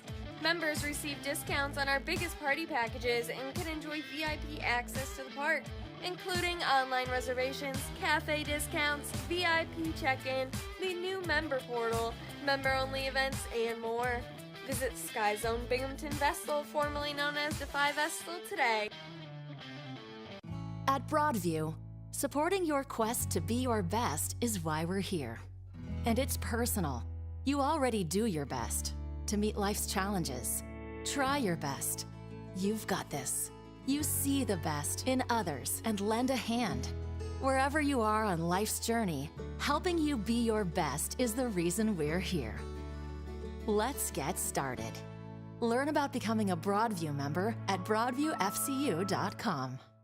Binghamton's Rock Hits Magic 1017. Great music, world headlines every hour, and weather from meteorologist Mark Torello. Local personalities Doug Mosier, Rich Birdsall, Tanya, Heather Black, and Jerry James. 100% local. Binghamton's Rock Hits Magic 1017. Footwear for the whole family. Homer Men and Boys Store is the place to shop. In business since 1951, our woman-owned family business is known for treating their customers like family. And there's nothing more important to us than backing every sale with friendly service. Come visit us to see the largest pair of jeans in the world. Come see what we have for you. All about you. Go with the winner, Jeff Kai's Auto Sales. We have a huge selection of vehicles and every tool available to fit everyone's credit needs. If you've been told no before, I say no when it feels so good to say yes. Get the vehicle you deserve. Yes, that's awesome. With our guaranteed credit approval program, which can easily be filled out online at jeffkais.com. Jeff Kai's Auto Sales, Appalachian. Go with the winner, Jeff Kai's. Come check out the newly redesigned Grand Monarch Apartments. Luxury boutique living. Located in the heart of the Tri-Cities, Grand Monarch offers luxury boutique living and should be your new home. With just 24 units, creating a quiet, homey feeling with an emphasis on service and responsiveness to all of your needs. With 1, 2, or 3 bedroom plans, give them a call and find out more information today at 347-915-3560.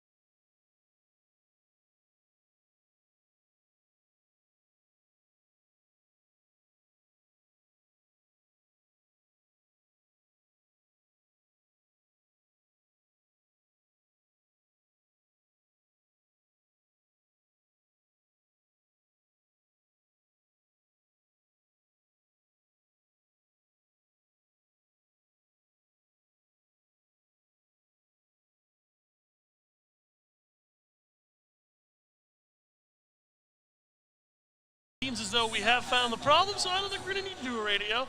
As we're back, we'll just transfer it over real quick. And here we are. Welcome back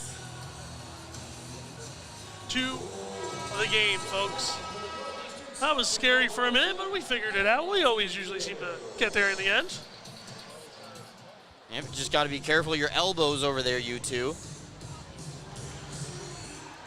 So, sorry about that. Had to play technician. A little bit, 20 minutes up on the big board. Prowlers are going to start on the power play. All right, give me a sign of confidence. Are we good? We're good to go. Okay, all right, thank you. I think Jesse Anderson's still trying to get an explanation here how the Black Bears are on the penalty kill. And funny enough, they sent Austin Thompson in to serve the penalty. So, Tyson Kirkby and Josh Fletcher will start at forward for Binghamton here in the second period. It appears that Dakota Bond and Dakota Bond and Dan Stone will start on the blue line. Looks like we're just about ready to go.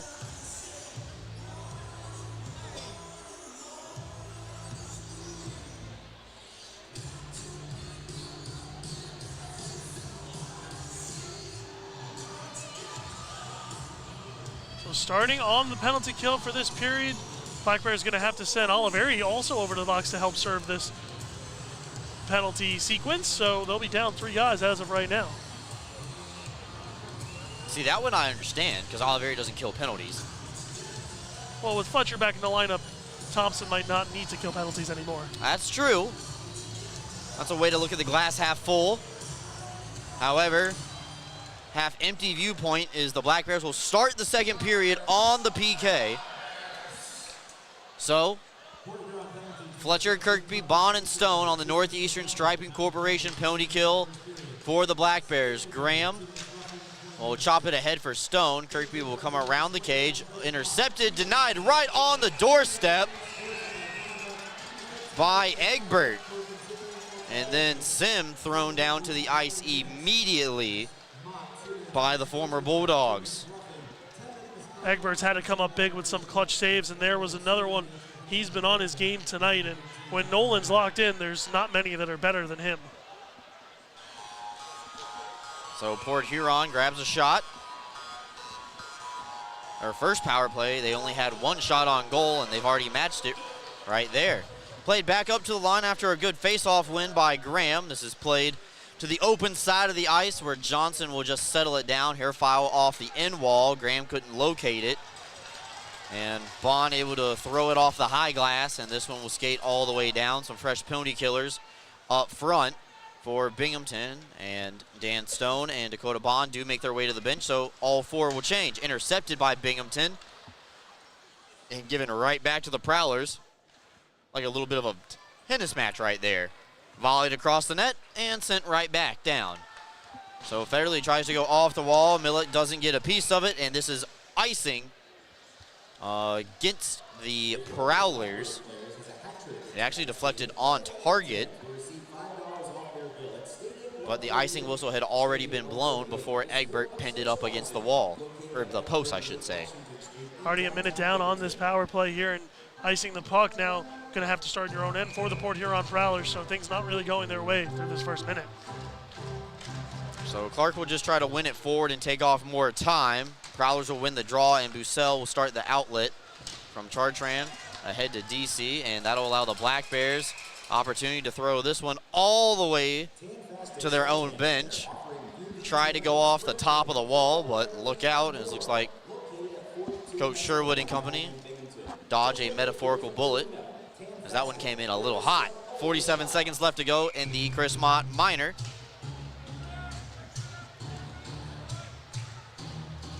Shots are 16-6 favoring the Black Bears, and where it matters the most, they lead by a pair. Tellstrom couldn't hold the line with the puck, so Clark will get on the forecheck and chase after the Prowlers in their own end as they start the breakout. Bussell's got some speed, gets around Weber, tries to get around Anderson as well. No quarter given. Steffen and Chartrand get acquainted with each other out in front of Egbert. Looks like everyone seems to be okay. Top of the umbrella, Tellstrom will pass it around to Bussell. Getting some time with his power play unit. Tellstrom fires, he misses. DC from a low angle. Got denied by Egbert with a low blocker save. Egbert's had some quality saves here, even though he's only had 7 of them so far. Bussell playing it down low to Chartrain, took his eye off the puck. This one's reversed around the wall. Penalty time is up. Oliveri comes out for Chris Mott, and we're back to 5-on-5. Stretch pass ahead to Oliveri. Fires a slap shot, and maybe a piece of it got deflected by Nuusanainen. So Port Huron 0 for 3 on the night. They still have control of the puck. Chartrand crossing it over. He goes to the trail man. Sim, touch pass for James. And Stone got a piece of it as it gets deflected to the wall. Takes a ride off the top of the wall to the opposite side, and you can hear the hit from up here from Dakota Bond. And away come the Black Bears. Yates and Kirkby come across 2-on-4. They try to go across the ice for Bond. It was in his skates. Play stays alive, though, thanks to Kirkby. He's at 201 points, looking for 202 tonight. Oliveri rings the iron dead square. Stone collects it at the blue line. Her give it right back down low to Don. All the way across for Kirkby. Pull it up so he wouldn't collide with the goaltender. He gets out of the paint. Everybody's arms stayed down. Cooler heads prevail this time around. Oliveri centers up through the 5-hole. Nuusanainen didn't see it, but he has it. Tucked underneath the legs, and we're hold for an offensive zone draw for the Black Bears. You got to be careful there. That puck nearly finding its way across. As it looks like Austin Thompson, Tucker Scalaberry soon to be liberated here as the horn sound to let them in. Someone didn't relay the message to Scalaberry. He just got up now to get out of the box. So Scalaberry and Thompson come out. Chris Mott can get comfortable in there now. He's got another 10 minutes to go. Again, apologies tonight, unfortunately, due to technical difficulties. Just operating with one camera tonight for our broadcast stream. We had this issue resolved by the next time the Black Bears play at home. Luckily for the YouTube stream, we're going to be on the road in Danville, Illinois for the first time ever. Coming up next week, Friday and Saturday, on the road to take on the Dashers. Well, this puck is thrown back in across. Emery knocks it back around. Fletcher could not clear. This puck tipped wide and goes off the glass. I think it went off Poirier's helmet. And it went off the top of the glass as well and falls into about the third row. Not as good of a catch from the guy in the first period, but it appears everybody's okay. The guy in the first period had a special catch there, Brooks. I don't think we're going to see that again for the rest of the season. But yeah, I think that one ramped right off Poirier's helmet. He said a little thank you to it, and he's ready to go back on the ice again.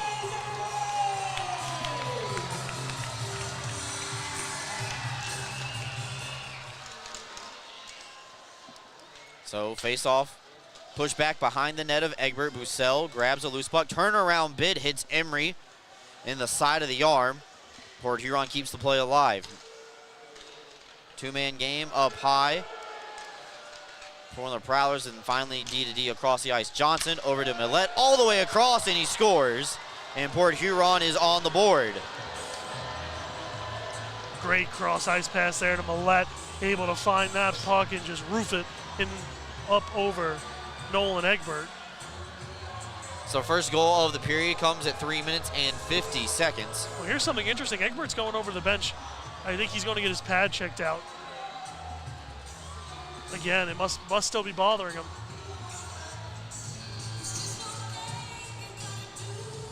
So that's Millet's third goal of the season. Puts Port Huron up on the board. As Cole said, big cross-ice pass. Well, someone just got tossed.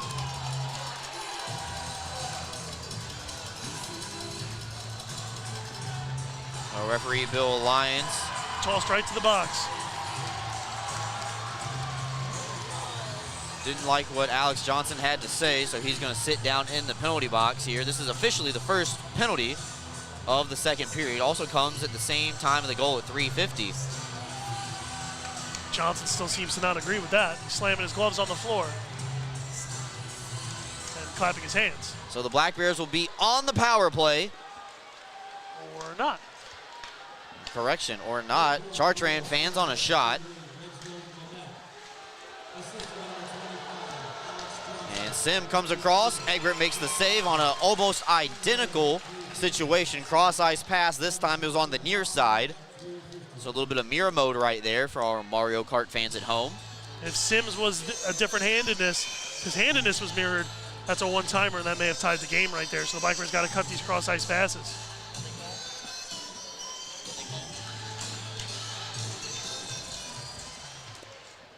So a shot from a low angle from Chartrand. And it looks like it's going to be a 10-minute misconduct for unsportsmanlike to Johnson. So Parsons will play it D-to-D. Port Huron looking for the equalizer now that they're on the board. 4 minutes and 30 seconds gone in this one. Tie up in the top left corner of your screen is pulled out by the Black Bears, and away comes Anderson with the puck. Ahead for Oliveri, dropping it back to Thompson. He's got some time, but his pass intended for Anderson gets deflected into the corner. Oliveri, first man to it, threw it into the skates of Parsons. And now the Prowlers will just dump it in, get a partial line change, and work the puck down low. Graham tie up with Fletcher. Play stays alive for the Prowlers, and now Weber picks his head up, and he's going to skate away with Oliveri and Thompson. Thompson goes off for a line change, so just A little bit of a heat check shot from Weber, making sure the goaltender stays put. Port Huron has to pick up the loose puck in their own end.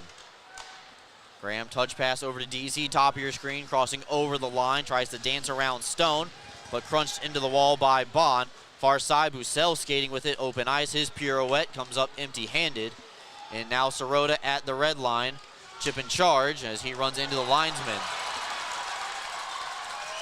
Federley, far side of the ice, tried to clear, couldn't get it out. Romakers has some time. He throws it towards the net, looking for a Fletcher redirect.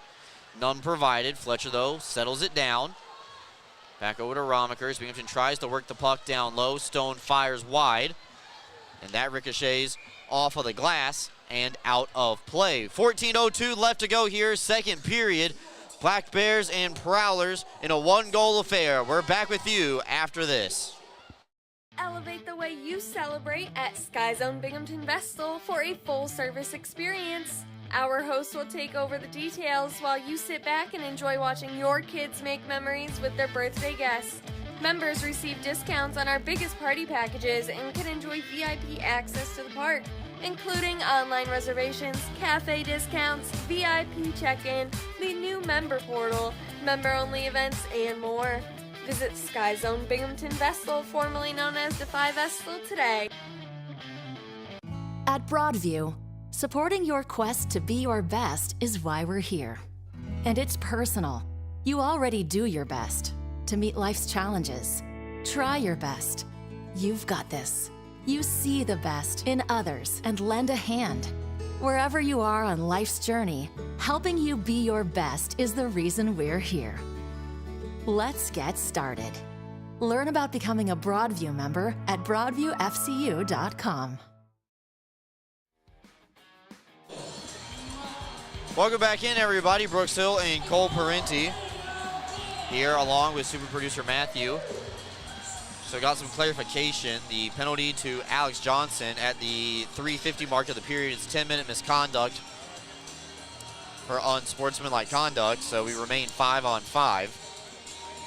He's still barking down there, Brooks. He is not happy with something.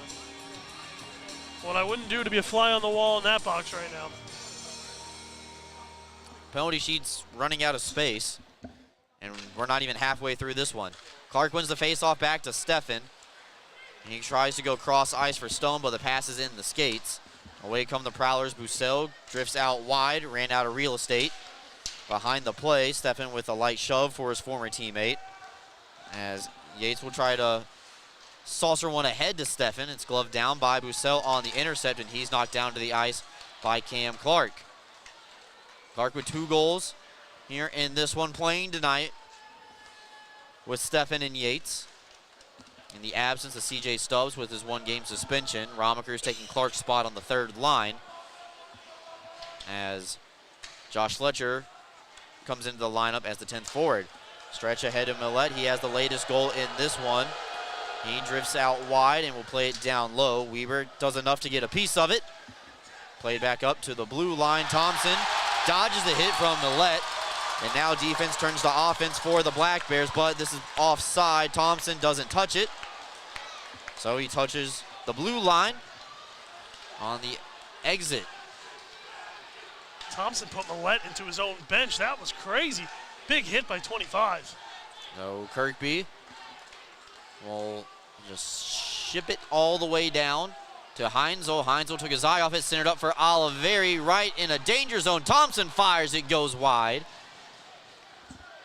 As Austin pulls it up to the blue line.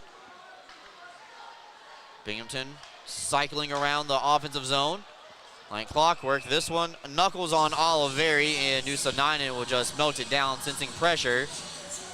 So we'll get a whistle and freeze. Doing a great job there by the Prowlers to get themselves in the middle of plays and block passes, block shots, and giving their goalie a little bit of an easier night, or at least an easier period than he had in the first.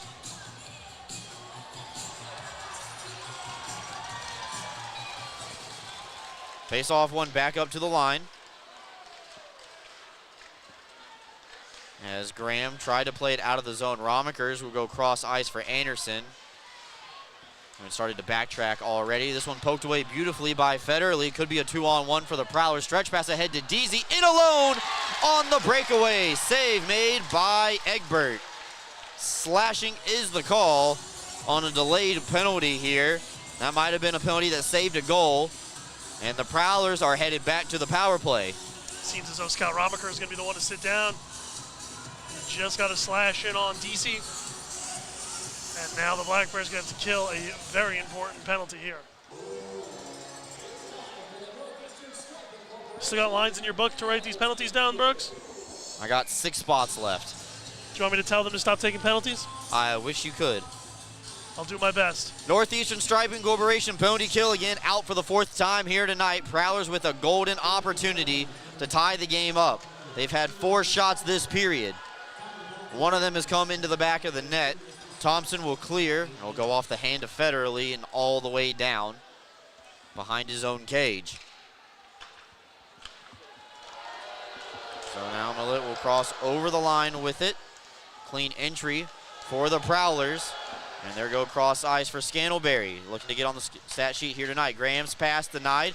Binghamton trying to clear on top of the crease. Kirkby didn't get enough of it. And Millett holds it in at the line. Scantlebury will collect it. And Federle saw Thompson coming in his face, so now he has to play it quickly. Federle fires and punched away by Egbert. Thompson missed on his backhand attempt, but Kirkby able to get enough of it. Not all the way deep, but at the red line. Port Huron's forced to touch up, and now here comes Kirkby and Steffen shorthanded. Kirkby ahead to Steffen. He comes in, scores! Kyle Steffen, shorthanded goal, and the Black Bears reclaim a 2-goal lead.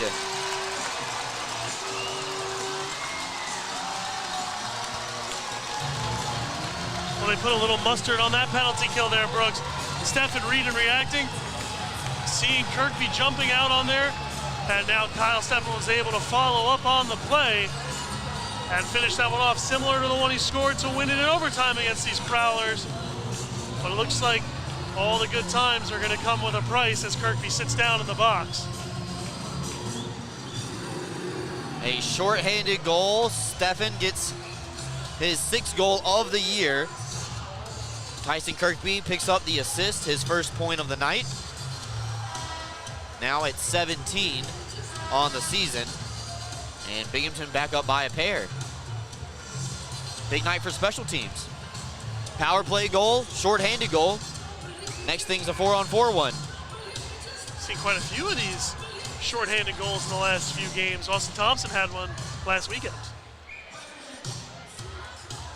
But now the Black Bears look to be 5-on-4. Kirkby's still sitting in the box though, Brooks. Correct. With Mott and Romikers. Well, Romikers is standing. True. He still has 54 seconds left to go, and he's still got a little bit of time to get comfortable in there. Here comes Millett trying to grab it right back for the Prowlers. Weber will play it all the way around the wall, but Bussell gets over there just in the nick of time to keep the play alive. 2:02 for Kirkby in the points department, Brooks. Good play by Weber to make sure that puck just got right past the blue line. And here follow Bussell all the way back into his own end. Now retreats. The Binghamton penalty killers get set back up. So 10-minute misconduct to Tyson Kirkby for unsportsmanlike conduct. So that'll not count as a power play. As now this one tipped away. Egbert got across for the initial save. Bussell couldn't whack it in, and this one shot down. Romikers comes right out of the box, and he'll get on the forecheck. Port Huron 0 for 4 on the man advantage. Now ahead for James. He gets tied up with Dan Weber, and his bomb will just slap it around the wall. And now Weber settling it down. Port Huron goes for a line change right now.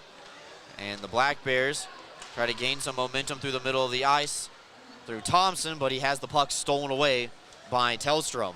Under halfway through regulation time. Going to be a long one here tonight. Black Bears lead by 2.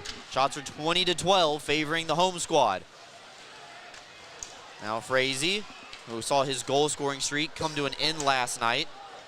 Misfires, and then Tellstrom will do the same, but Romakers couldn't get the pass far enough ahead for Oliveri. Frazee through the middle of the ice. We'll just dump it below the goal line. Stone softly plays it around the wall. Bond and Bussell, and you could tell that Bond pulled up a little bit on that one.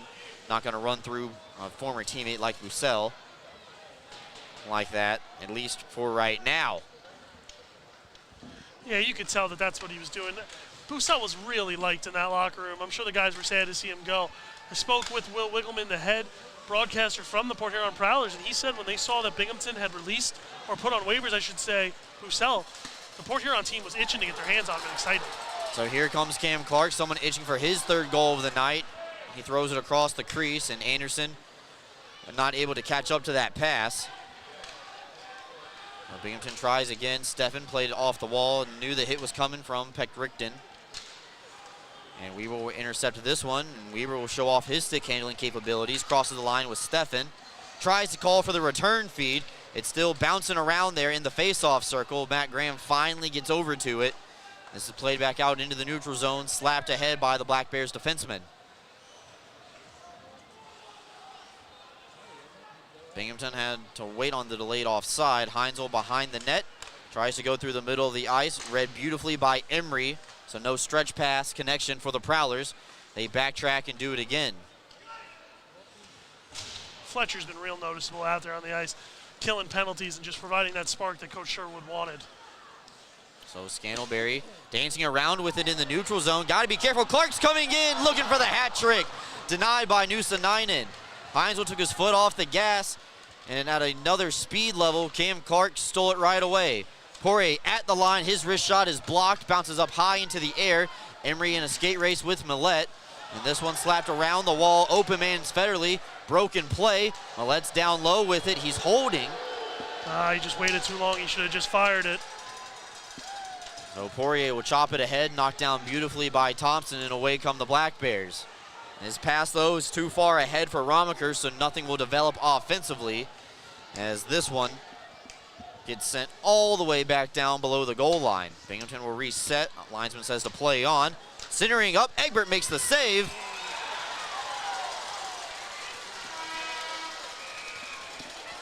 And the two sides with a little bit of extracurriculars as they get separated quickly by the linesmen. Just going to wait for everybody to skate away, make sure we don't miss anything. All right, looks like we're good to go. All right, we're going to take a quick timeout, folks. Be back with you in 60 seconds. Elevate the way you celebrate at Sky Zone Binghamton Vestal for a full-service experience. Our host will take over the details while you sit back and enjoy watching your kids make memories with their birthday guests. Members receive discounts on our biggest party packages and can enjoy VIP access to the park, including online reservations, cafe discounts, VIP check-in, the new member portal, member-only events, and more. Visit Sky Zone Binghamton Vestal, formerly known as Defy Vestal, today. At Broadview, supporting your quest to be your best is why we're here. And it's personal. You already do your best to meet life's challenges. Try your best. You've got this. You see the best in others and lend a hand. Wherever you are on life's journey, helping you be your best is the reason we're here. Let's get started. Learn about becoming a Broadview member at broadviewfcu.com. Welcome back in, everybody. Looks like they found the Muckles student of the game. His name was Cole. Unfortunately, it's not our Cole. I'm a student, Brooks. I want the Muckles gift card. That's true, but unfortunately, you're working. He's not. Good point, good point, good point. So, shots on goal, 21-13 favoring Binghamton. Binghamton leads 3-1. Latest goal scorer is a shorthanded tally from Kyle Steffen, his 6th of the season. Assist going to Tyson Kirkby. And while we were away, Tyson Kirkby did head to the locker room, 35 seconds away from getting Chris Mott back, Brooks. I know Chris Mott's been in the penalty box the entire period. Must get lonely. Sometimes it does. Sirota's got a lot of gas, and he's going to go one-on-one with Federley. Sirota, nice move, comes in on the backhand. Noosa-Ninen, excellent save. So there's Zach Sirota making a good opportunity out of his ice time here tonight, with the Black Bears in a little bit of penalty trouble this period. Down their captain and down Chris Mott for the time being. Thompson tied up in the corner with a couple of Prowlers. Parsons able to pull it around. And Yates will brush off a hit of Lockhart. Just continuing to make life difficult down low for the guys dressed in white and red. Giving away, Oliveri fires and scores! What a shot! What a goal! Oliveri cashes in on the takeaway. Black Bears lead by 3. They're eating burgers tonight. Oliveri just gets that turnover and fires it. No hesitation, puts it right into the sock drawer top shelf, Brooks. And the Black Bears have a 4-goal lead, and I don't even think Noosa-Ninen ever, 3-goal lead, 4th goal of the night. I'll learn counting next year, Brooks. I don't know if Noosa-Ninen ever saw that puck. So Anderson and Weber go D to D. They're looking for more. Yates charging in with Clark. Looking for the hat trick, goes just wide. That's only Oliveri's 2nd even strength goal of the year. 6 of them have come on the man advantage. Scantlebury tries an aerial flip to himself. Neat play, in hindsight, just didn't work out for 17. Roussel plays it back up to the line for Heinzel. Errant pass. And now Tellstrom will play it through the middle of the ice. Millette will glove it down. Anderson able to touch it ahead. And then penalty here coming up against Heinzel. Gavin Yates knocked down away from the play.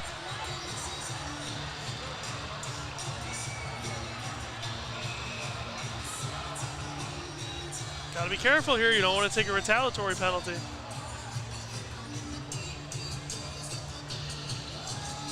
Excuse me, it was Cam Clark.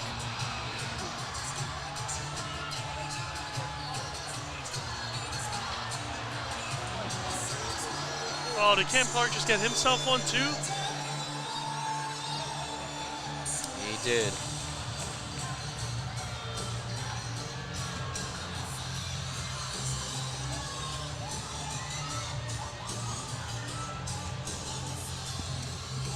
Yeah, you're going to run out of room on that penalty sheet. Oh, yeah.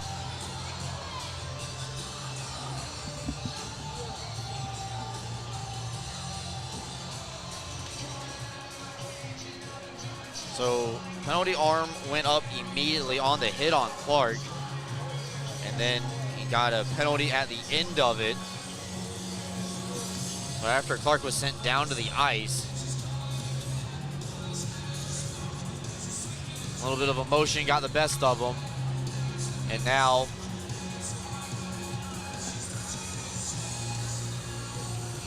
it looks like it's still going to be 5-on-4. So Adam Heinzel's penalty is already up on the board. But the Black Bears will lose Clark on this power play. That's true. I don't know if I agree so much with giving Clark a penalty. I don't really know if his actions warranted it, but I don't get paid to be a referee. They do.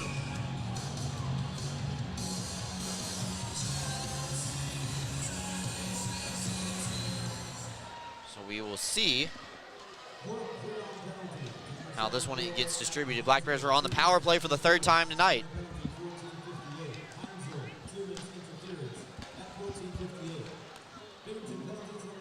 So first penalty will be Heinzel for interference.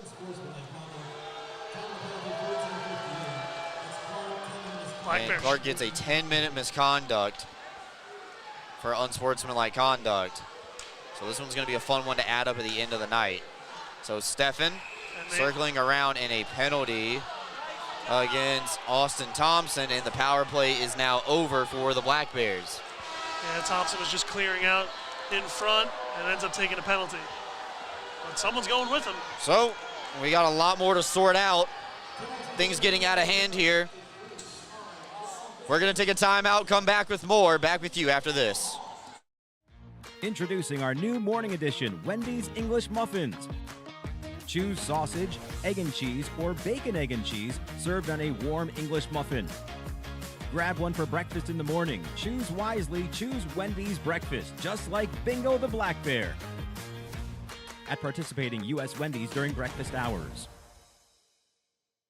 Don't waste another day or weekend doing laundry. Clean Hamper is your locally owned and operated laundry service center serving all of Broome County. Clean Hamper services include wash and fold, specialty cleaning, stain and spot removal, hang dry, and ironing services too. Families, busy singles, seniors, and students all love Clean. Well, we've reached the point of the night where there are no more columns in the penalty box score sheet. It's the point of no return there, Brooks. Correct. We have reached the point of no return. And we still have a whole period left to play. It's going to be, you're going to have to turn the page and just use the next one. Or you can use some of these goals ones in the bottom and start going up. It's true. So Austin Thompson gets a 2-minute minor put up on the board. I believe that was cross-checking. Trying to win a box out. And then Dan Chartrand, I believe, was given a 10-minute misconduct for unsportsmanlike. He went immediately to the locker room since there's under 10 minutes left to go here in the second period.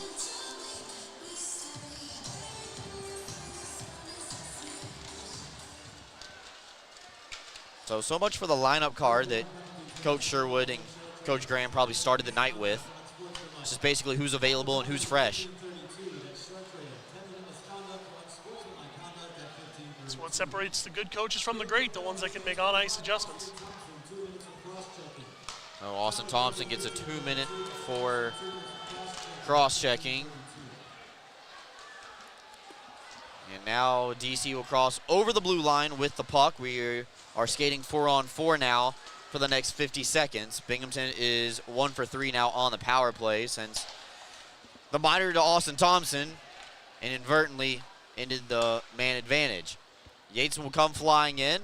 1-on-1, a shot put on is Nuusanainen, steers it away back into the corner, makes its way back up to the blue line. Oliveri maybe got a piece of it. He's the latest goal scorer in this one. And away come the Prowlers. They're down by 3. Shot from distance. Punched away by Egbert with the blocker once again. Scantleberry, though, on the forecheck gets it back for Port Huron as this one from DZ. Steered away by Egbert, and DZ will go off for a line change. Kicked away by Weber. Long for Yates. He goes far side. So Yates far side, dropping it for Anderson. They play catch with a drop pass. Over to Steffen through the 5-hole. Nuusanainen thought he didn't have it, but he does. Just underneath his leg pads in the blue paint. Nuusanainen's been left out to dry these last few minutes here. Just getting shots in on him are the Black Bears. Defense going to have to close up a little bit more for Port Huron. Something tells me we're going to see a lot of Chris Mott in the next few seconds. His legs have to be super fresh. So we're still, actually no, we are not 4-on-4 anymore. Mott just comes out of the penalty box, as Cole alluded to. This is a Port Huron abbreviated power play for the next 30 seconds. So Anderson will just softly play it down low for Steffen. Takes a shove from Federerly. Double team comes, but Black Bears able to do enough to force an errant pass from the Prowlers. Weber will just slap it down outside the blue line. Port Huron still offsides. They couldn't touch it. And right on cue, Chris Mott out of the penalty box, killing some penalties. Able to elevate the puck out into the neutral zone, and Austin Thompson now returns. We're back to 5-on-5. Port Huron now 0 for 5 on the man advantage. Played around the wall for Fletcher. Johnson's coming. He dodges the hit, and now Chris Mott is in all alone. Mott holding, and it goes just high. Anderson was with him, but I don't know if Mott communicated, or Anderson communicated to him that, hey, 2-on-0, 2-on-0. Stays out of the net, and we play on. 3-goal lead for Binghamton. 2 minutes left to go as this one hops into the glove of Egbert, and he'll freeze it. Well, Millette wasn't busting it back and kind of let that play go out. He was just kind of gliding over to the bench, waiting for a change. Good period, I would say, overall for the Black Bears. Still 2 minutes they have to get through, but I think Coach Sherwood's going to be happy with this one. So after all of that, I finally had a push from somebody. I was looking down at my stat sheet. I didn't see it, but I heard the crowd.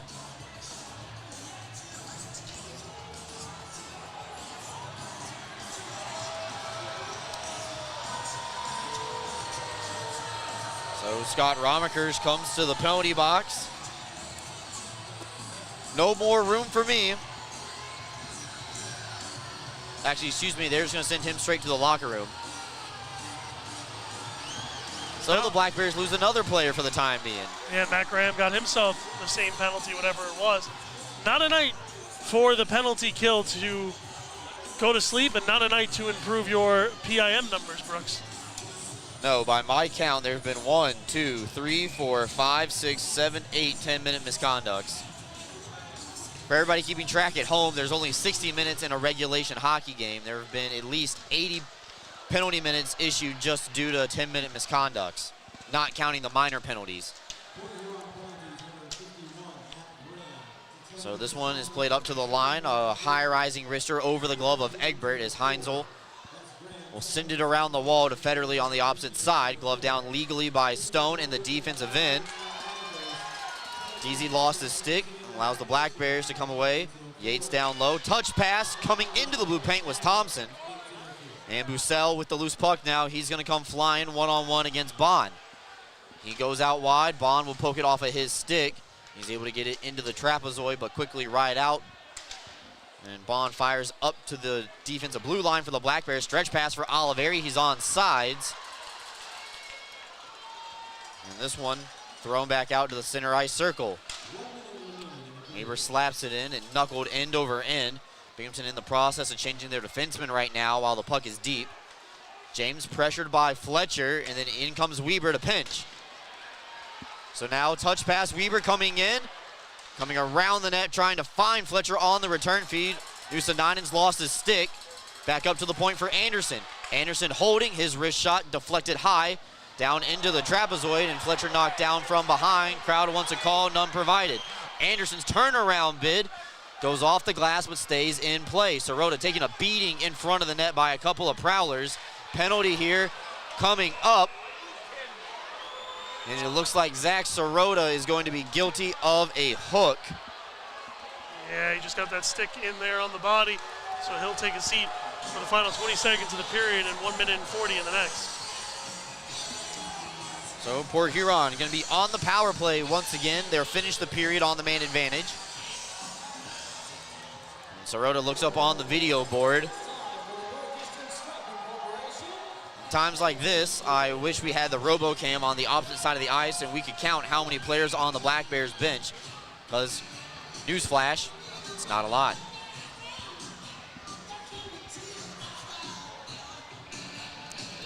Four to 1, the Black Bears lead, but the Prowlers looking for a quick one here before we go to the locker room. This one comes all the way down. Final push for the Prowlers. Millette had it stolen away. 5 seconds left to go. There's time for Binghamton. Short-handed Bond saucers it ahead for Thompson, and that is where the horn is going to sound at the end of the period. And best thing for the Black Bears right now is just skate into the locker room and let the scoreboard do the talking. That's right. We still got a whole period to play, Brooks. So Nolan Egbert will lead his team into the tunnel.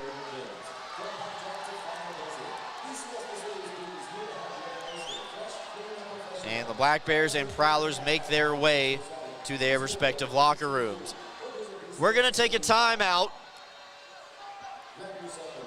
and have the Excite Motorsports Intermission Report, second period edition coming up, where I have the stat sheet to look at the out-of-town scoreboard, and we'll also get Cole's thoughts on the third period here tonight. Black Bears up by 3, but we still have 20 minutes left to go, and the Prowlers are going to be on the power play to start the third period. We're going to be back right after this. Excite Motorsports has one of the largest and best selections of off-road vehicles in the Northeast. And right now, the showroom is filled with a great selection of motorcycles from CF Moto.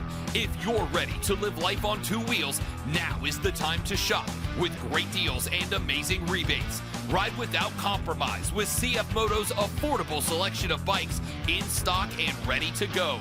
The fun starts here at Excite Motorsports, your premier power sports dealer.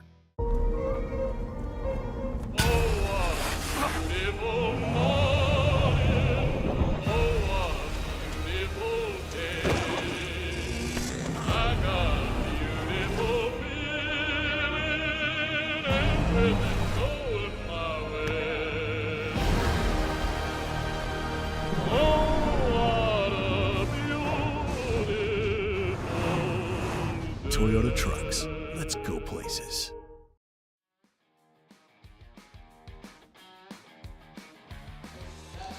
Welcome back in, everybody. Excite Motorsports Intermission Report. They're setting up the Chuck-a-Puck target for tonight. Bright red bullseye. If I still had a teddy bear, this might be the time to throw it. I don't think you did it. I don't think I would either.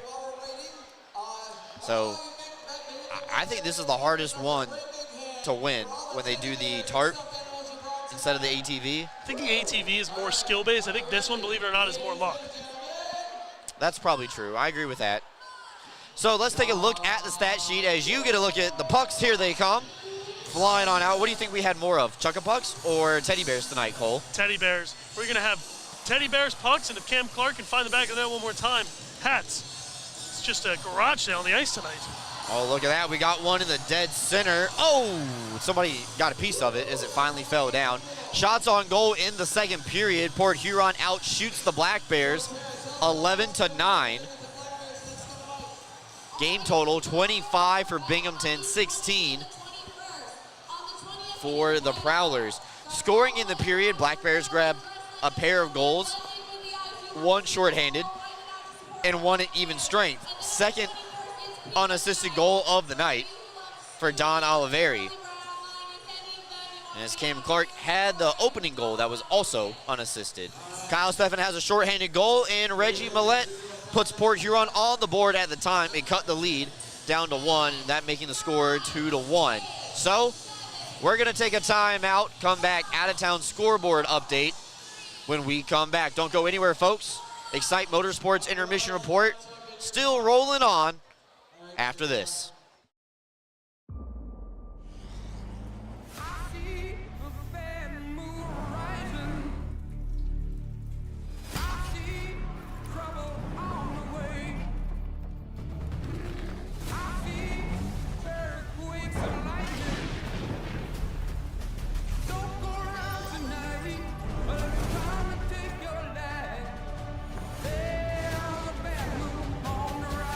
Toyota Trucks. Let's go places. Are you kidding me?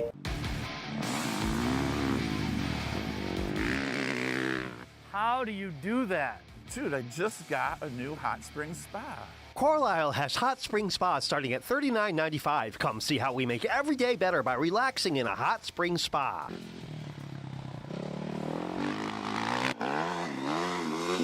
What happened to you today? You're shredding it. Hot spring spas, baby.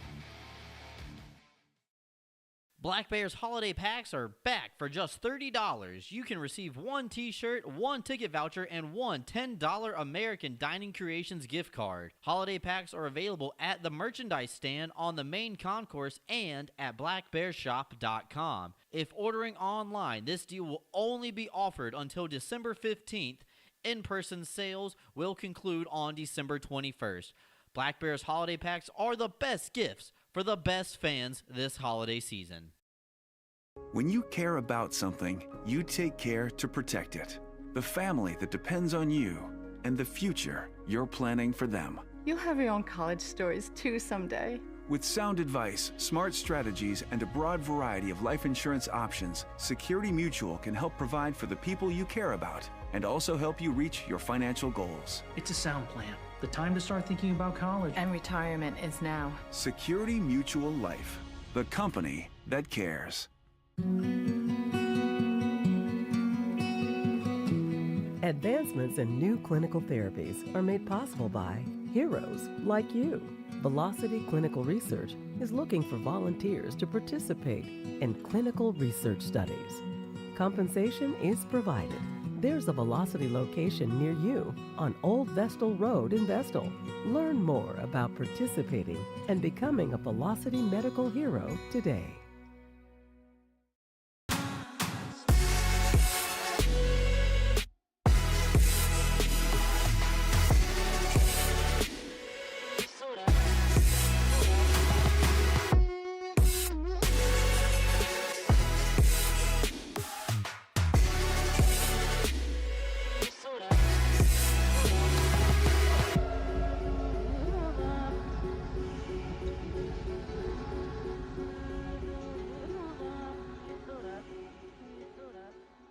Elevate the way you celebrate at Sky Zone Binghamton Vestal for a full-service experience. Our hosts will take over the details while you sit back and enjoy watching your kids make memories with their birthday guests.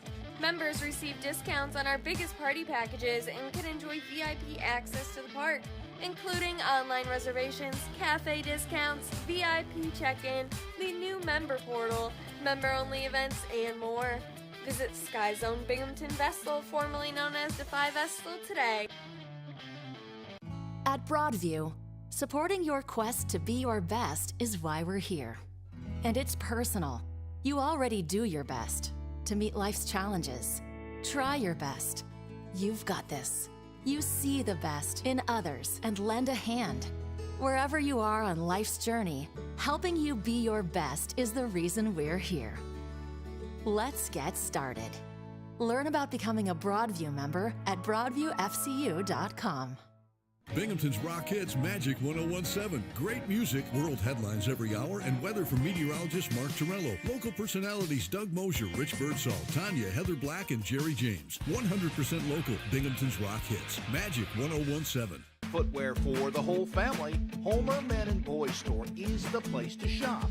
In business since 1951, our woman-owned family business is known for treating their customers like family. And there's nothing more important to us than backing every sale with friendly service. Come visit us to see the largest pair of jeans in the world.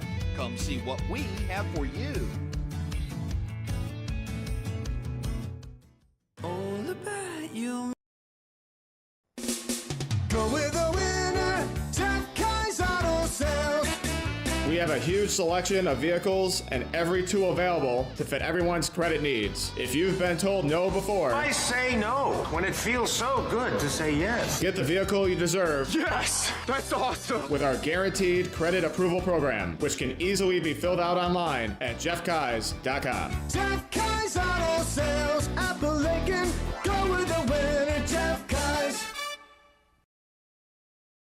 Come check out the newly redesigned Grand Monarch Apartments. Luxury boutique living. Located in the heart of the Tri-Cities, Grand Monarch offers luxury boutique living and should be your new home. With just 24 units, creating a quiet, homey feeling with an emphasis on service and responsiveness to all of your needs. With 1, 2, or 3 bedroom plans, give them a call and find out more information today at 347-915-3560.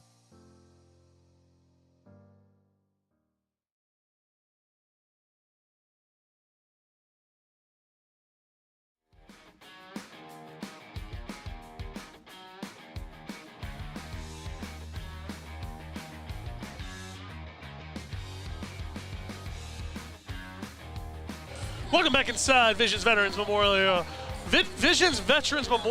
Arena. Tripping over my tongue. It's been that kind of night here in Binghamton. Let's go through the out-of-town scoreboard real quickly. Carolina, victors 3-2 in overtime against the Baton Rouge Zydeco.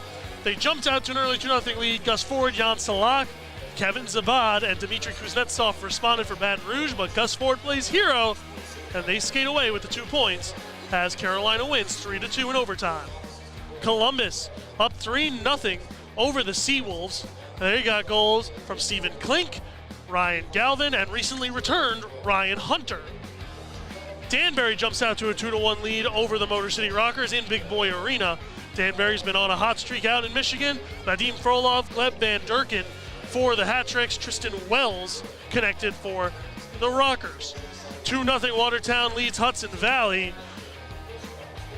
2 goals for the Wolves coming from Carter Thornton, Michael Mercurio, and Mark Posar has just responded for the Phantom. So it is 2-1 in favor of the home team. Final game in action tonight, Monroe taking on the Dashers in Danville. Declan Conway got it started. Brandon Stoychevsky evened it up, and then Tri-Give Mediguns with the latest goal to put Monroe up 2-1. So one more time quickly before we go to break. 3-2 Carolina victors in overtime over Baton Rouge. You know the score here is 4-1 Binghamton over Port Huron. Columbus leading 3-2 over Mississippi. Danbury up 2-1 over Motor City. At Watertown up 3-0 against Hudson Valley, with Monroe and Danville rounding it out with the Moccasins leading 2-1. We will be right back with some third period action right after this. Stop on over to Wendy's to get your game day breakfast, offering countless delicious options, including the brand new Wendy's English Muffins. Grab a sausage or bacon, egg and cheese English muffin for breakfast in the morning. Choose wisely. Choose Wendy's breakfast. Just like Bingo the Black Bear at participating U.S. Wendy's during breakfast hours. Binghamton Black Bears gift cards make great presents. Load any amount onto a gift card for tickets and merchandise at the Black Bears office. American Dining Creations has gift cards for concession refreshments as well. The Black Bears office has some available in limited quantities, or you can load up your own at the American Dining Creations kiosk on the main concourse at all Black Bears home games. Don't waste another day or weekend doing laundry. Clean Hamper is your locally owned and operated laundry service center serving all of Broome County. Clean Hamper services include wash and fold, specialty cleaning, stain and spot removal, hang dry, and ironing services too. Families, busy singles, seniors, and students all love Clean Hamper. Schedule laundry pickup and delivery online anytime, or simply drop off and pick up your laundry at our facility. Learn more at cleanhamper.com and take 20% off your first order. All about you make me think of good things. Good things. Like calming tempers down. Good things. And passing them around. So stand up and cheer. Well, that's gonna be a good thing. Share a good-natured Canadian Pilsner. Excite Motorsports has one of the largest and best selections of off-road vehicles in the Northeast. And right now, the showroom is filled with a great selection of motorcycles from CF Moto. If you're ready to live life on 2 wheels, now is the time to shop with great deals and amazing rebates. Ride without compromise with CF Moto's affordable selection of bikes in stock and ready to go. The fun starts here at Excite Motorsports, your premier power sports dealer.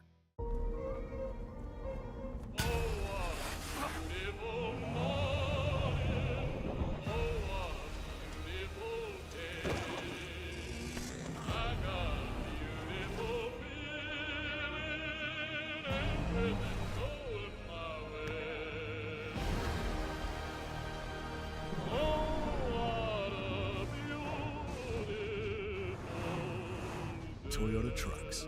Let's go places. CryoWorks provides cryotherapy that uses nitrogen-cooled air to target specific areas of pain and inflammation.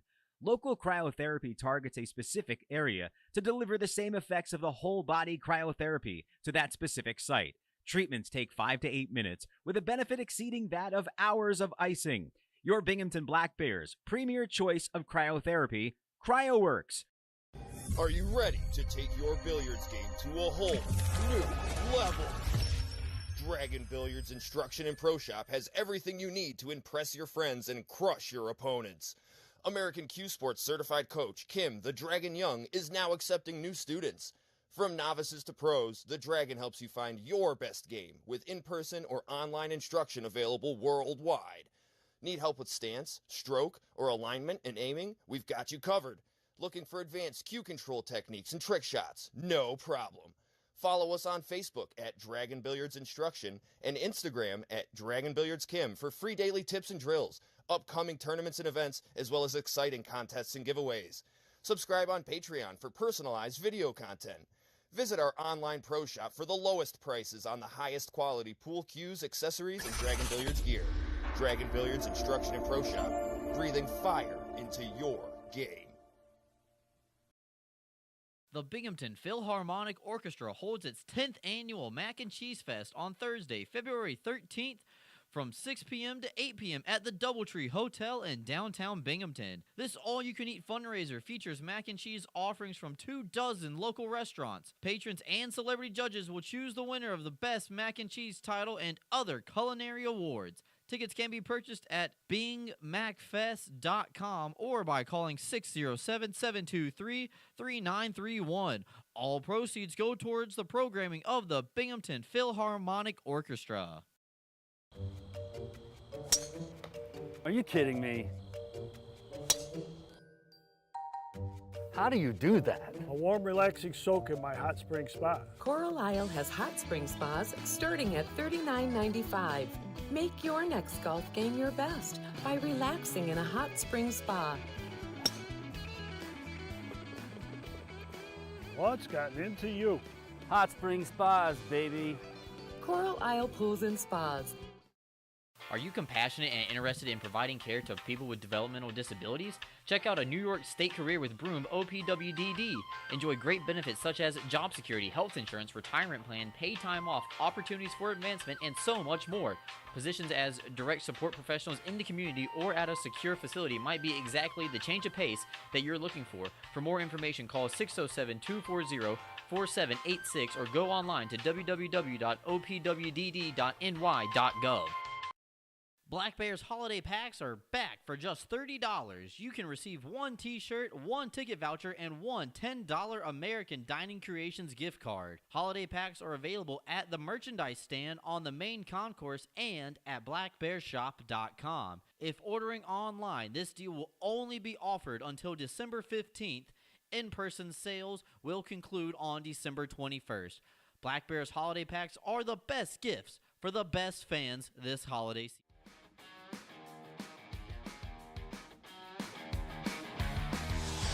Welcome back in, everybody. Getting you ready for the third period tonight. Unfortunately, we do not have the Binghamton Hockey Booster Club highlights, but Cole, we did have 3 goals in the period. Port Huron gets on the board with an even strength goal, but the Black Bears answer very quickly with a goal shorthanded from Kyle Stephan and Don Oliveri unassisted goal as well. Brooks, both those goals were really nice. I mean, those are highlight reels for sure. You see Stephan was able to take one from Kirkby, who had a nice takeaway on the penalty kill, able to deposit it, much similar to the overtime goal he scored against these Prowlers a couple of weeks ago. And Oliveri had that puck on a defender stick, on his stick, and in the back of the net in the span of about half a second with his booming slap shot that he unleashed on Valtteri Nuusanainen in last period. So the Black Bears got a couple of players in the penalty box. Cam Clark and Zach Sirota right now. Sitting down, and Zach Sirota has a minute 40 left to go in his minor. So Port Huron, remember, will start this period on the power play. This is their 6th power play of the night. That's S-I-X-T-H, 6th. Always got to remember to enunciate.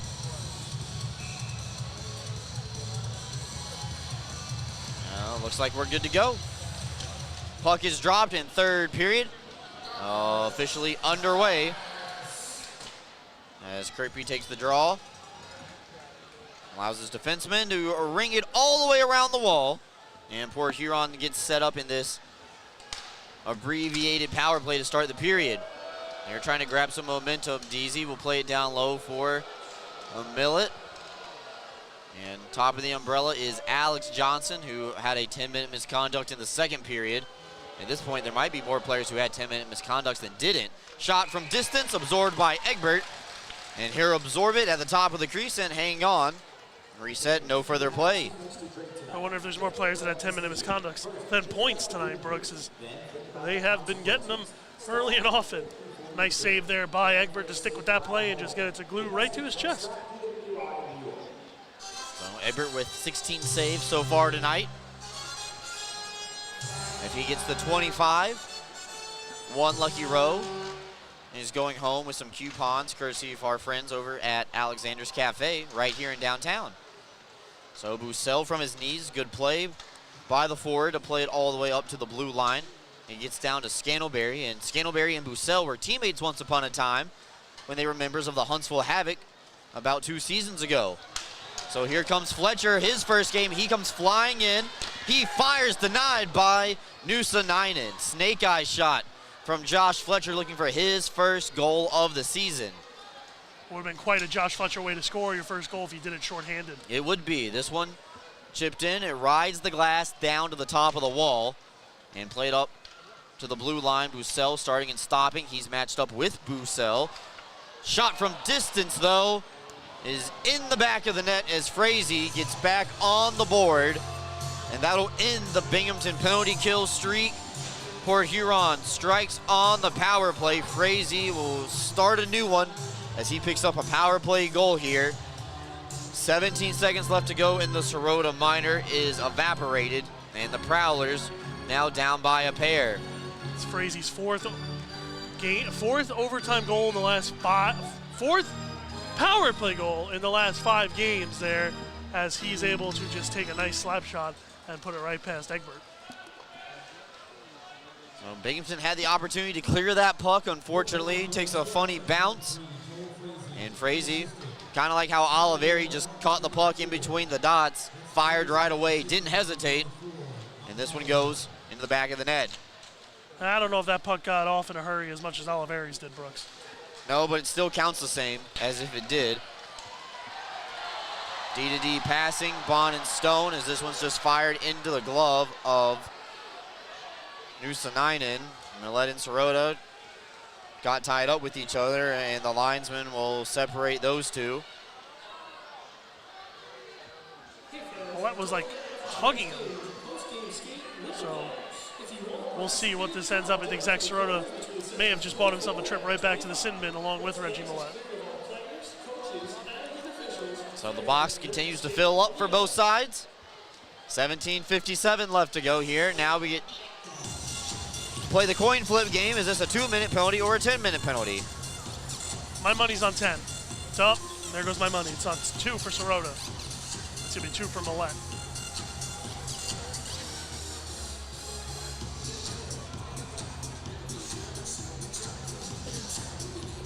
So 4-on-4.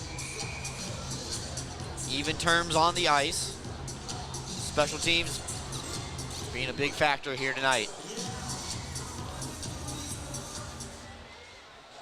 Thompson pushed down to the ice by Tellstrom after he was chasing after the face-off puck.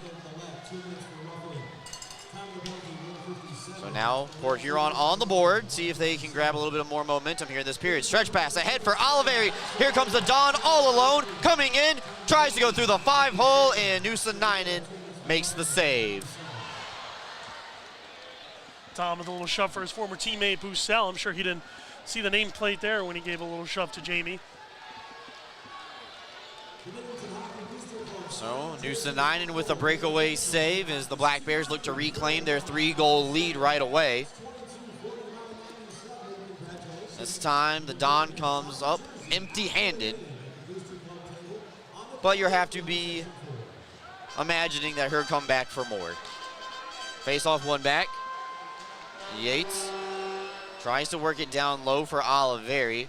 He's covered, so here just wrapping around the wall to the far side where Stone pinches in against the Port Huron captain, Austin Federerly, trying to grab this one away. Heinzel, tight turn in his own end. Able to find the open man in Lockhart, and the breakout commences temporarily for the Prowlers, stolen away by Oliveri. He backhands one ahead for Bond. Hit the official, and the crowd will moan about that, but that's unintentional. So DZ tries to dance around Anderson. Open ice now for both teams as we pulled a player off the ice for the next 55 seconds. Lockhart will just elevate it softly through the neutral zone. Johnson will give it a look. And Oliveri and Johnson get tied up with each other. Away from the puck, this is Dan Weber. He reverses it down low, and then it's overskated by Yates. Coming in, is DZ, and Egbert maybe got a piece of it. It went off the side of the cage. So either it's a save for Egbert or a missed opportunity on a breakaway for Port Huron.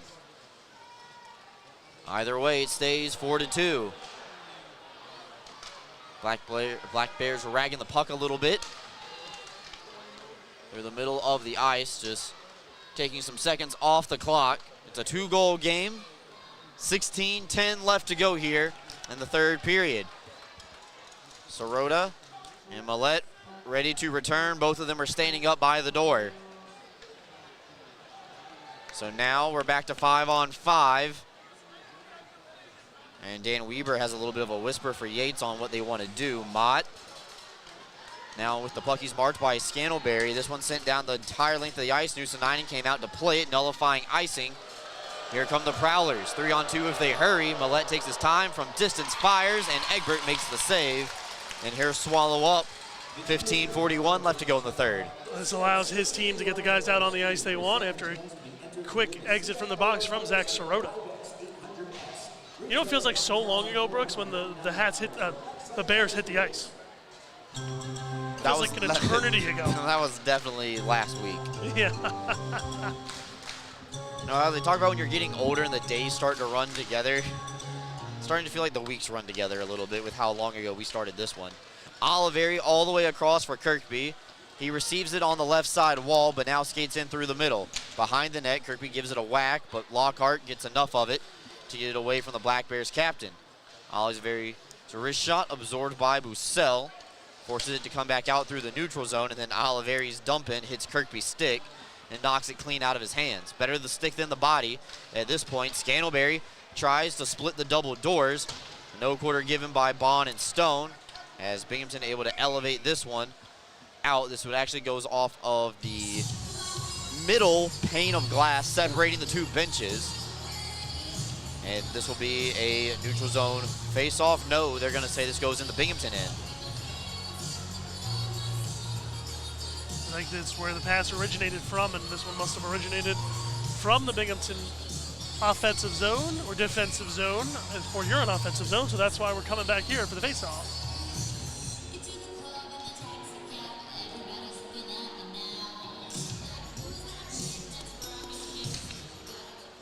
So Tellstrom holds, and he throws a wrist shot off of Steffen. Steffen got his stick tangled up, but no penalty called. We continue on 5-on-5. For how long is the question? Fletcher stays in on the forecheck. His presence forced Tellstrom to fan on it. Steffen cuts across the line, play on sides, dropping it back for Anderson. Skating in, Anderson trying to maintain his goal-scoring streak, albeit it's at 2, but hey, why not 3? Johnson flying in, excellent handoff to Anderson by Konechny. Off the drop stick. And a couple of extra whacks right in front of the Port Huron bench as the clock continues to roll. Next whistle, we'll have a media timeout. See if any more tempers flare. Stretch pass into the middle. Millette catches it. Looking ahead for Scantleberry. Passes behind Bussell, and Millette sent into the wall by Mott. Bussell able to do enough of puck handling to get it up to Heinzel. They work it down low. Emery will whack it away. Kirkby ahead for Mott. And this one bounces out into the neutral zone. Heinzel chased around in the defensive end by Thompson and Mott as the Prowlers escape harm. They're dump it into the cross corner. Big collision at the blue line between Yates and Parsons. Thrown towards the net. Bodies continue to fly and sticks continue to whack. Clock continues to roll. Lions, Tigers, and Bears, oh my. Fletcher on the takeaway, gets it ahead to Yates. Yates one-on-one, looking for the short side, missing wide of his target. Comes back out into the neutral zone, and Yates will go off for a line change. Oliveri will take his spot. And the Black Bears will try to clear. Stone's pass nearly intercepted by DZ. But pass was hard enough to make it all the way through. Dumped in by the Black Bears. Nuusonainen out of his net to play it. He tries a dump-in attempt. Check that. It was Lockhart. Hit a Black Bear out in front, and it bounced into the blue paint for Nuusonainen. Taking us to a timeout. Back with you after these messages. Black Bears up by a pair. When you care about something, you take care to protect it. The family that depends on you and the future you're planning for them. You'll have your own college stories too someday. With sound advice, smart strategies, and a broad variety of life insurance options, Security Mutual can help provide for the people you care about and also help you reach your financial goals. It's a sound plan. The time to start thinking about college. And retirement is now. Security Mutual Life, the company that cares. Advancements in new clinical therapies are made possible by heroes like you. Velocity Clinical Research is looking for volunteers to participate in clinical research studies. Compensation is provided. There's a Velocity location near you on Old Vestal Road in Vestal. Learn more about participating and becoming a Velocity medical hero today.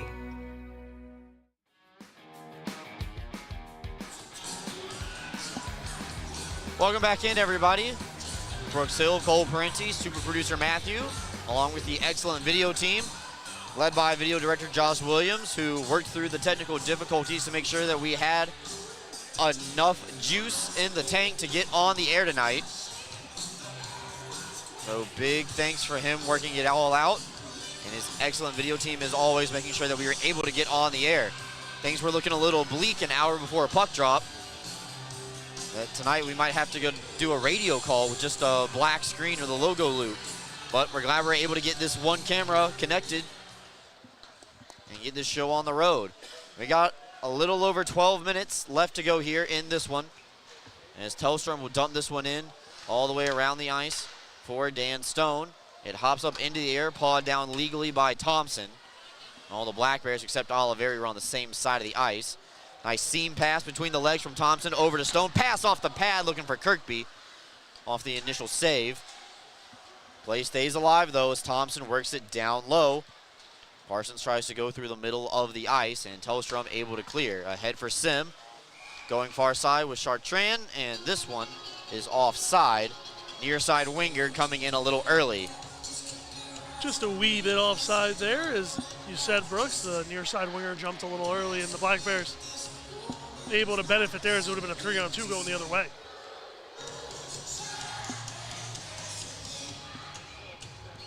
Cam Clark back out on the ice after serving that misconduct.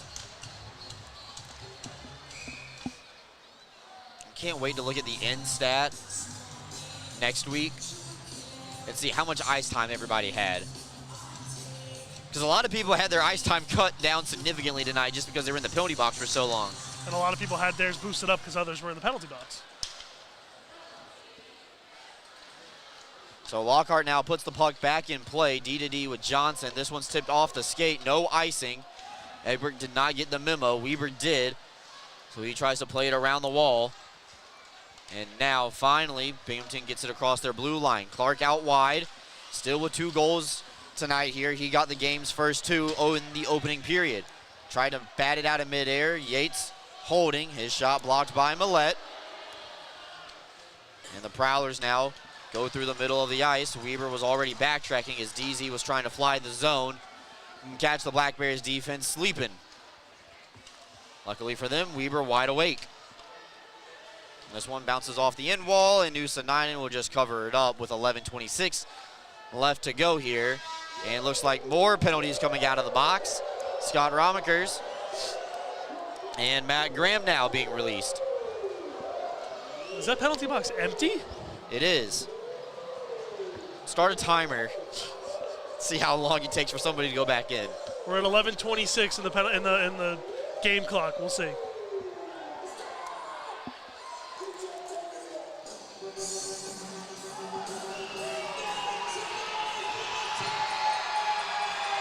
So just about 4,000 on hand for tonight.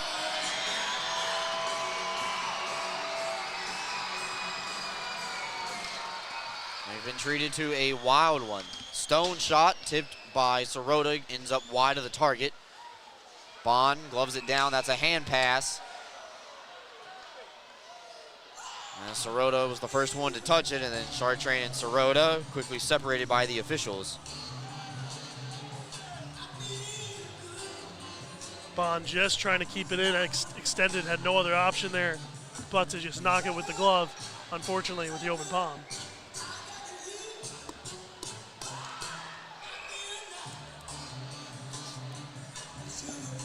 So Fletcher and DZ on the side closest to our screen here got asked to back up off that face-off, so a momentary pause. Sirota tries to knock it down. No high sticking here. We will continue to play on. Nice stick handling in their own end by Lockhart as the Prowlers skate across the line. Plays onside. Federley saucers it down low for Johnson, joining the rush. Graham centering up for DZ, blocked excellently by Sirota. Bond picks the puck out of the corner for Stone. It goes hard off the wall and out of the zone onto the tape of Chris Mott. Mott coming over, goes between the legs, backhander, save made by Nuusanainen. It's a nice shot by Chris Mott, 21 in black. It's been a strong weekend for Chris Mott. He's been able to get himself into good scoring positions, make good plays, and I think the confidence with him grows every game. He looks better and better every time.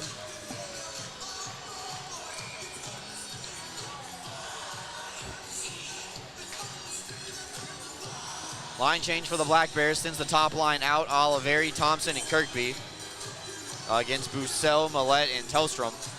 Thompson will come in, and Bussell will do enough to win the puck back. Scantlebury now. Coming in across with Millette.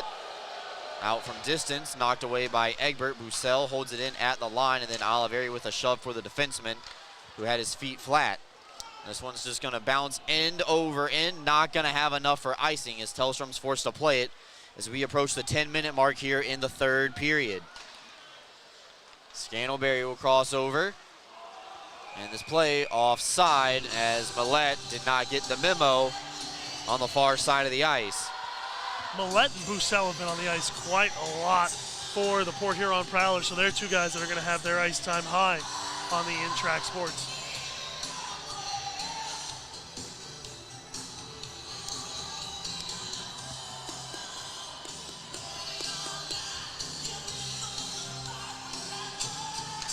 Well, this game started at 7 o'clock on the East Coast. It's 9:31 right now, and we still got 10 minutes left to go.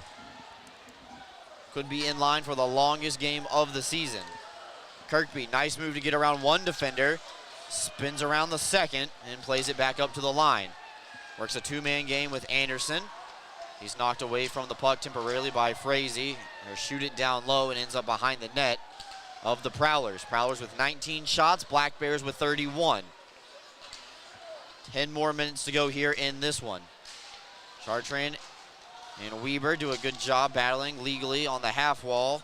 Steffen able to hold the puck in while the Black Bears were partially changing their forwards. Heinzel sent into the wall by Oliveri. And finally, Richten will get it out for the Prowlers. Frazee tries to dance around Anderson. Still available in between the dots. It's scooped up by Steffen, and away come the Black Bears. Steffen trying to locate it along with Yates. They get the puck deep.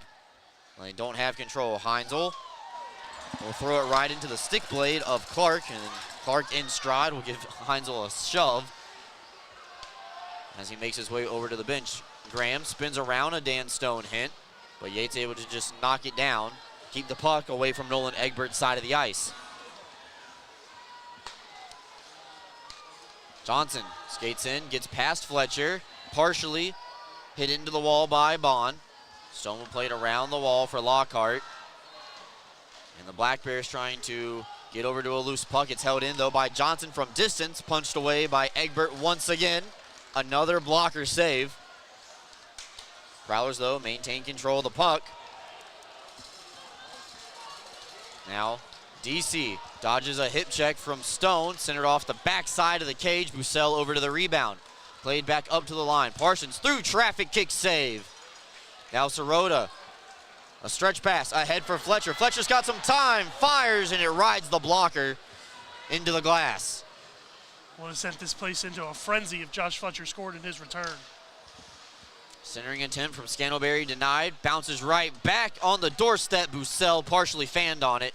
Maybe blocked on the way through. Romikers, though, dodges a couple players, comes in, and it rolled on him as he tried to pull it over to his backhand. Got it right back, though, on the backhand. Kirkby over to Anderson. He's got time. Tries to go for the top shelf where the water bottle is. Goes up high. Oliveri on the backhand denied. Nobody on the opposite side to crash the net. Couple of good sequences right there for the Black Bears, but Nuusanainen keeps the lead at 2. Scantlebury tries to go between the legs of Weber that time. Takes a funny bounce off the end wall over to Millette. So Weber locates it. And here we give chase. Black Bears are changing right now, so Weber has to get below the goal line. Oliveri applying pressure as the Prowlers look to clear this puck through the middle of the ice. Boussel's got a lot of space and a lot of energy in the tank. His shot denied by Egbert. Another blocker save made by the Eggman. Kirkby will just elevate it through the neutral zone. Oliveri takes a look and says, I'll stay on for a little bit longer. Everybody else changing for the Black Bears, and Oliveri will now skate over to the bench while Thompson is the high forward. Coach Sherwood shortening his bench here, Brooks. It's been a steady diet of Bond and Stone to Anderson and Weber and back. We have not seen Emery and Poirier in quite a few minutes. So we're keeping an eye on that. Bond will knock this one down. He was dribbling it like it was a basketball, bouncing it up and down off the ice. This one put back in behind Nuusanainen. They're set it up on a tee, and he's marked by Cam Clark. A takeaway by Stefan temporarily. As Stone will just backtrack it into his own end with Bond calling for it. Stefan able to get a piece of it, see if he can win the race with Heinzel. He does not. But those two get tied up on the half wall on the far side, top middle of your screen. Anderson's holding the blue line for the Black Bears. Clark occupying the middle of the ice. He's got time and space. He fires a deceptive shot through traffic, and it's knocked away into the corner. Dumped right back in by the Black Bears. Goaltender out to play it. 5 minutes and 25 seconds left to go here. We've had coast-to-coast action for a while. No icing as Egbert comes out to play it. Fletcher picks up his head, looks at his options. It hits the bottom of Mott's stick. I believe that pass was probably intended for Romakers on the far side. Now Port Huron dumps this one in, rides a stick into the safety net, and out of play. 5:01 left to go here. We are going to take a timeout, come back. Black Bears up by 2 when we return.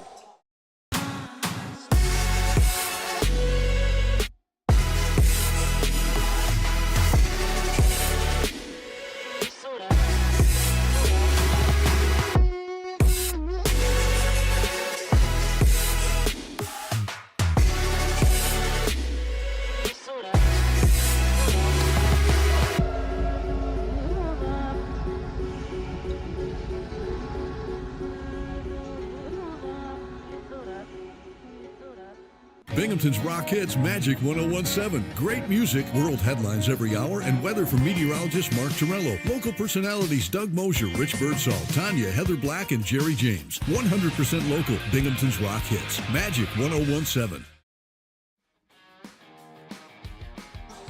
Welcome back in, everybody. Brooks Hill and Cole Parenti on the call here tonight, along with super producer Matthew. Cole, we almost were able to double up on TV timeouts. We are 1 second away from our next one. Yeah, I thought we were going to have to skip one there, Brooks, but no. We will make sure to get our TV timeouts in, and we'll make sure everyone gets an adequate rest, and so everyone's ready to go. So 5:01 left to go here, third period. The lead for Binghamton is 2. Prowlers with an offensive zone draw coming up to the right of Nolan Egbert, as you see everybody skate into frame.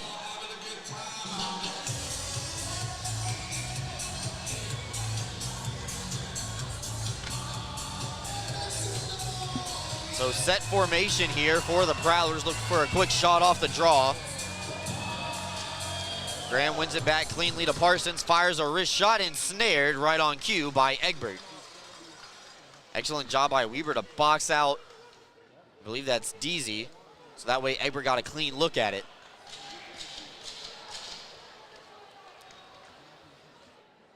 So are we going to immediate timeout here now too? We should. Horn needs the sound. There it is.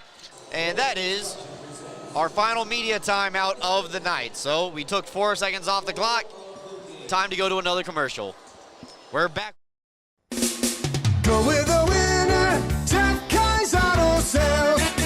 We have a huge selection of vehicles and every tool available to fit everyone's credit needs. If you've been told no before, I say no when it feels so good to say yes. get the vehicle you deserve. Yes, that's awesome. With our guaranteed credit approval program, which can easily be filled out online at jeffkais.com. Jeff Kai's Auto Sales, Appalachian.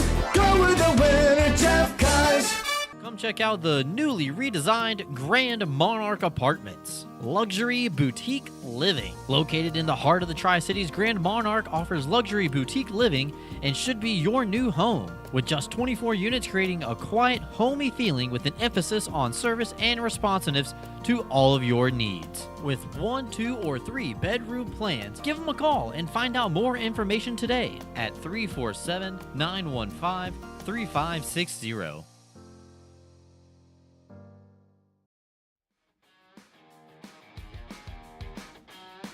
Welcome back in, everybody. Don't forget, the next time the Black Bears will be at home will be on December 20th and 21st. On the 20th, they'll be wearing their white jerseys for the only time this season at home against the Dashers. And then on Saturday, the 21st, they'll be wearing their next specialty jersey. It's going to be Peanuts Christmas. Post-game jersey auction, and it'll be exciting. Good grief. So happy holidays from the Binghamton Black Bears. I see what you did there. Yeah, I'm glad you got the reference. I did. I'm a cultured child. I watched Charlie Brown growing up. Good, because I made a joke or a reference to Charlie Brown in the office a week ago, and nobody understood it, and I was very disappointed. So Matt Graham now with the puck at the red line. Go cross ice for Federally, starting to be decision time for the Prowlers. Federally from distance, knocked away by Egbert, who's had a very active blocker the entire night. He's made 22 saves, and I know one lucky row in the arena would like for him to make 2 more. So Federally tries to come through the middle of the ice. This one's dumped in. Egbert knocks it away. Weber on a tight turn in his own end, starts to pick up some space and steam. Saw Scantlebury coming, so he's able to get the puck deep ahead of the icing line and get off for a line change. Scantlebury skating around with it. He's met with pressure from not only Oliveri, but Yates as well. It gets knocked in on the opposite side. Bond knocked down by Bussell as they got their skates tangled up. Millette trying to center for Bussell. Was knocked away. It's down low out of the trapezoid. Millette chasing after it against Stone. Played back up to the line for Tellstrom. Fires and it hits Bussell on the backside. Softly chipped out. Nice touch around the greens by Dan Stone. 3:20 left to go here. Time to start keeping an eye on Valtteri Nuusanainen and when Coach Paulin wants to pull him. So it might be now, as this one's going to be icing against the Black Bears. Does not touch Cam Clark. So this will come all the way back into the Black Bears' end. Looks like it won't be. Or he's looking over at the bench right now, Nuusanainen, wondering what Coach Paulin wants him to do. Coach Paulin, a former Black Bear, if I did my research correctly for a couple of weeks. You did. Didn't you have him on a Tully show? I did. He was one of 7 goaltenders in my first season working with the organization to play a game in net for Binghamton. Can you name all 7? If you give me a second, I will be able to. So now, Bond behind the cage. Binghamton not able to clear, as Millette does a good job of keeping the play alive. Actually, check that. It was Chartrand. Lockhart shot, tipped away. Graham looking for the rebound. It's juicy as it pops up into the air. Yates will circle around his own cage, pick his head up, sees that the goaltender's still in between the pipes, so no full eye shot right there from Gavin Yates. This one's tipped in, plays onside. Egbert come out of his net to just play it around the wall for Anderson. Nuusanainen still looking over to the bench, but the door's not opened. DC throws it towards the cage. Save made by Egbert. Chartrand dropping it back. One more rebound. That one goes high. So Chartrand over to Graham, far side of the ice for DC, approaching the 2-minute mark. Goaltender still in between the pipes, and now Paulin signaling for him to come. There he goes. So Net's been vacated. Extra attacker making his way out onto the ice. Lockhart comes in. He's got traffic knocked away by Egbert again. 6-on-5. Prowlers with the net empty. Johnson throws it towards the net. Tipped high as Egbert was already down on the ice and just threw his hands up in the air trying to knock it away. Fletcher takes aim for the empty net. It's bouncing end over end, but wide left. This is icing against the Black Bears. Oh, so close for Fletch. Almost getting on the score sheet in his first game back, but it's a game of inches. He didn't have the right touch there. We'll see if the Prowlers elect to call timeout here. Brooks, let me see if I have this right. The 7, Liskowitz, Shepard, Paulin, McVeigh, Joseph, Forget, and I want to say Harley White. Not Harley White. He was the first season? Ian Wallace. Ian Wallace. I should have known that. Played one game against the Delaware Thunder in Delaware. Did he win? He did. Attaboy, Ian. Black Bears went 10-0 against Delaware that season. So it looks like we have a timeout. Ian Wallace. I'm going to be mad at myself. I didn't remember that. Looks like Binghamton's actually decided they called timeout. Well, they just iced the puck. It's going to give those guys on the ice a chance to catch their breath and get a little water and have Coach Sherwood tell them exactly where he wants them.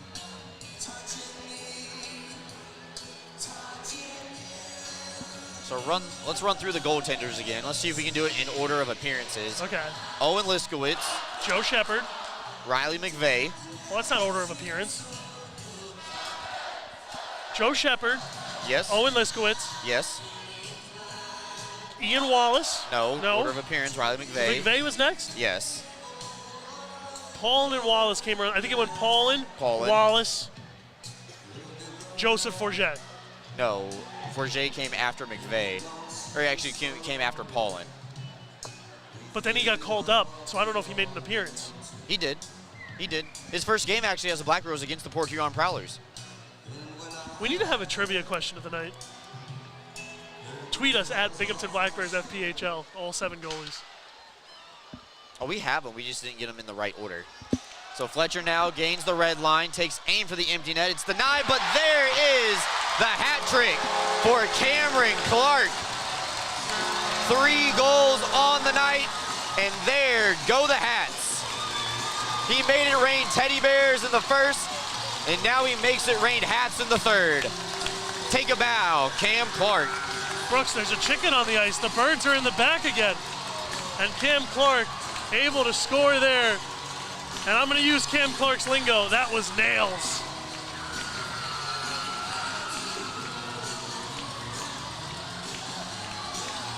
Unselfish play by Josh Fletcher to get his first point. As a Black Bear this season on the assist, Cam Clark gets the empty net goal with a minute 28 left to go. 18:32 time of the goal, and that'll seal this one up. This will end up in a weekend split between the two sides, each team getting 3 points in the standings. That might be the most hats we've ever had on the ice. It's also probably the most teddy bears we had too. And most rubber chickens.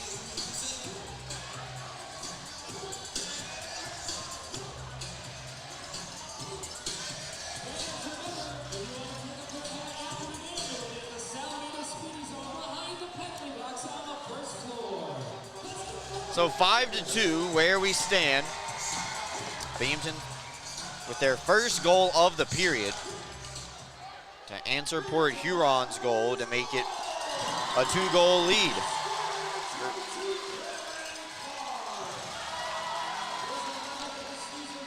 So Bussell chipping it ahead. Takes a light shove from Weber. And hopefully we can finish this one all by the book, and we don't need any extracurriculars here. I think the message has been sent. Sirota will stay on the forecheck though. Cross ice to go to Chartrand, 1 minute left to go. This one dumped in, it goes off of the face of Romikers, and he goes immediately towards the back of the bench.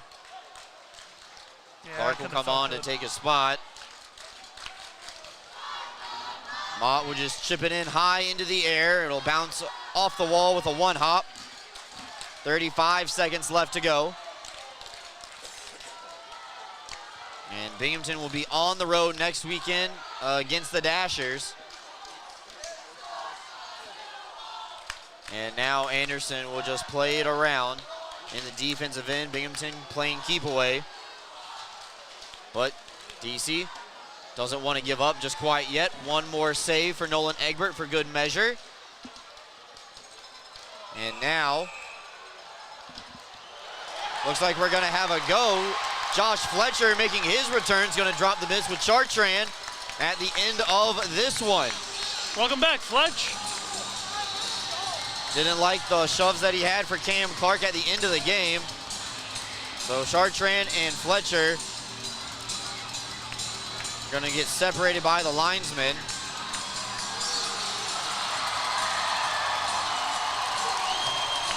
And Josh Fletcher with a standing ovation in his first game back. Rightfully earned a good game for Fletch tonight. An assist, a fight, and a darn good defensive hockey performance from the man from Alberta. Calgary. Did I say Alberta? Calgary's in Alberta. Correct. What are they teaching me at this university?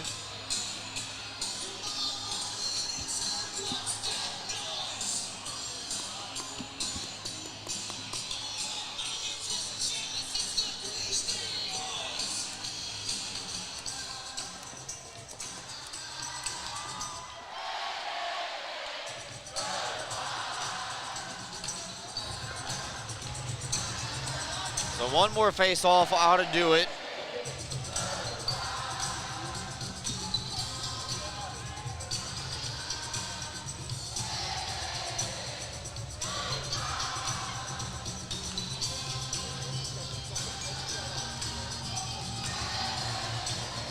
So the referees are going to say 4-on-4.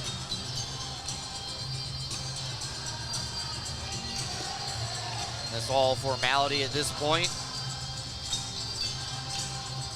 Feel bad for the all-fives officials down there in the penalty box. They've had a busy night, and they're probably running out of space on their pieces of paper as well. Inking their pens, too. But it's a night that's going to end in celebration for the Black Bears. It started with the Teddy Bears hitting the ice. It's going to end with the Hats hitting the ice.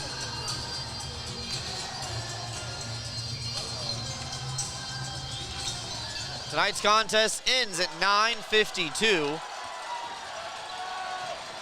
Luke James wants to pick on Chris Mott, the linesman, getting into this and stopping it before it evolves too much further.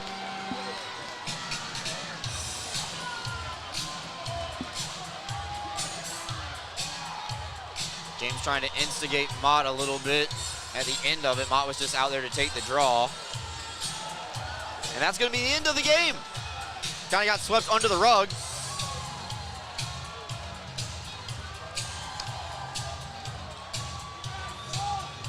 So, Binghamton wins. Final score, 5-2. Great game from Nolan Egbert tonight. Brooks settling in, made 27 saves in the victory, gets himself back in the right direction. There's the big horn. Black Bears win. Teddy Bear toss complete. Binghamton wins. Final score 5-2. Cam Clark with the hat trick. So, take a timeout, come back. La Quinta and Suites post-game show coming up right after this. Roman Acres Veterinary Hospital is proud to offer urgent care visits on Sundays between 8 a.m. and 5 p.m. This service is open for both clients and non-clients alike. If your pet is sick and your primary care vet isn't open, give them a call at 607-656-4285 or visit RomanAcresVet.com for more information.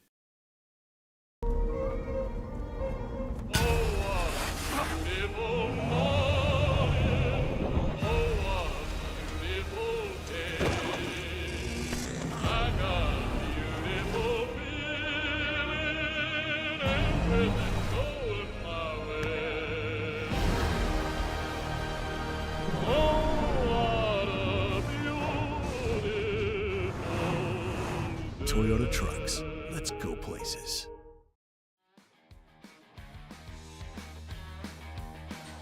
Welcome back in, everybody. La Quinta Inn & Suites post-game show. La Quinta Inn & Suites, 581 and Harry O Drive in Johnson City. Perfect place to stay your next time here in the Southern Tier. So we had some post-game penalties just get announced. I'm sure I'll get that when I go up and write the recap here after this one. It's time for the Rocco J. Testani 3 stars of the game. So third star of the night from the Black Bears. John Oliveri with the fourth goal of the night, unassisted. Stole it right away and able to get on the score sheet again. Hit that guy in stride, throwing it to the t-shirt. That was pretty cool. Number 14 with the game-winning goal, short-handed goal, Kyle Steffen. Credited with the game-winning goal tonight, getting the Black Bears back in the win column, and no doubt about it, it's the Birdman himself, Cam Clark. Teddy Bear goal and a hat-trick goal as well. First star in his first professional hat-trick. You know, we called a shot last night after the game, said he's scoring the Teddy Bear goal. I didn't believe him. Not gonna make that mistake again. Cam says a lot of things. That's true. Cam does say a lot of things.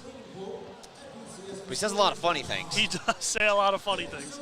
Definitely a good glue guy. So Black Bears win by a final score of 5-2. Taking a look at shots on goal. Cole, in the third period, Binghamton had 10 shots for a game total of 35. Prowlers had 13, their most in the contest, for a game total of 29. Prowlers score one goal in the third, and so do the Black Bears. It was the empty net goal for Cam Clark. And Binghamton wins by a final score of by 5-2, a 3-goal victory. It was an impressive performance all around. The goaltending was real strong. I think that's going to get swept under the rug. But Nolan Egbert had a real strong game tonight. The return of Josh Fletcher definitely gave Coach Sherwood what he wanted, the spark in the lineup. And what else can be said besides Cam Clark able to get a power play goal and a power play goal, an empty net goal, and an even strength goal to even it out on the hat trick. What a game from number 22 in the black and green. You know, they're really glad he's back. Scores 3 goals tonight. As Cole said, unassisted goal to start the game, took it right away from the goalie. Then scored on the power play 5-on-3 and gets the empty net tally at the end of this one. Folks, the next time the Black Bears are going to be on the air will be next Friday night when the Black Bears take their first ever trip to Danville, Illinois and take on the Dashers. It'll just be myself next weekend on the call, as Cole is preoccupied with finals in his second to last semester. I think so. As a college student. I hope so, as I keep telling my mom. I hope so. That's good. That makes her sleep easy at night, She goes, sure. "Are you going to graduate?" I said, "I think so." She doesn't love that. Yeah, I bet not. So, Binghamton wins, final score 5-2. We'll be on the air on the road next week. Now remember, this is in the Central Time Zone, so these games will start at 7:05 Central Time, 8:05 Binghamton local time. So, just keep that in mind. Now, the Black Bears will be starting an hour later than usual next weekend. Going to be a long ride out to Illinois. So, we will talk to you again Friday night from Danville, Illinois for the first time in franchise history. For super producer Matthew, video director Josh Williams, and his entire video team who worked very hard and long today to make sure that the cameras in-house were working for the fans in the building and make sure that we had enough to get on the air here tonight as well. Doing an excellent job as always. For my partner Cole Parenti, everybody upstairs in the front office, I'm Brooks Hill signing off for the Black Bears. Binghamton wins, final score 5-2. Back in the win column. Time to start a new streak on Friday.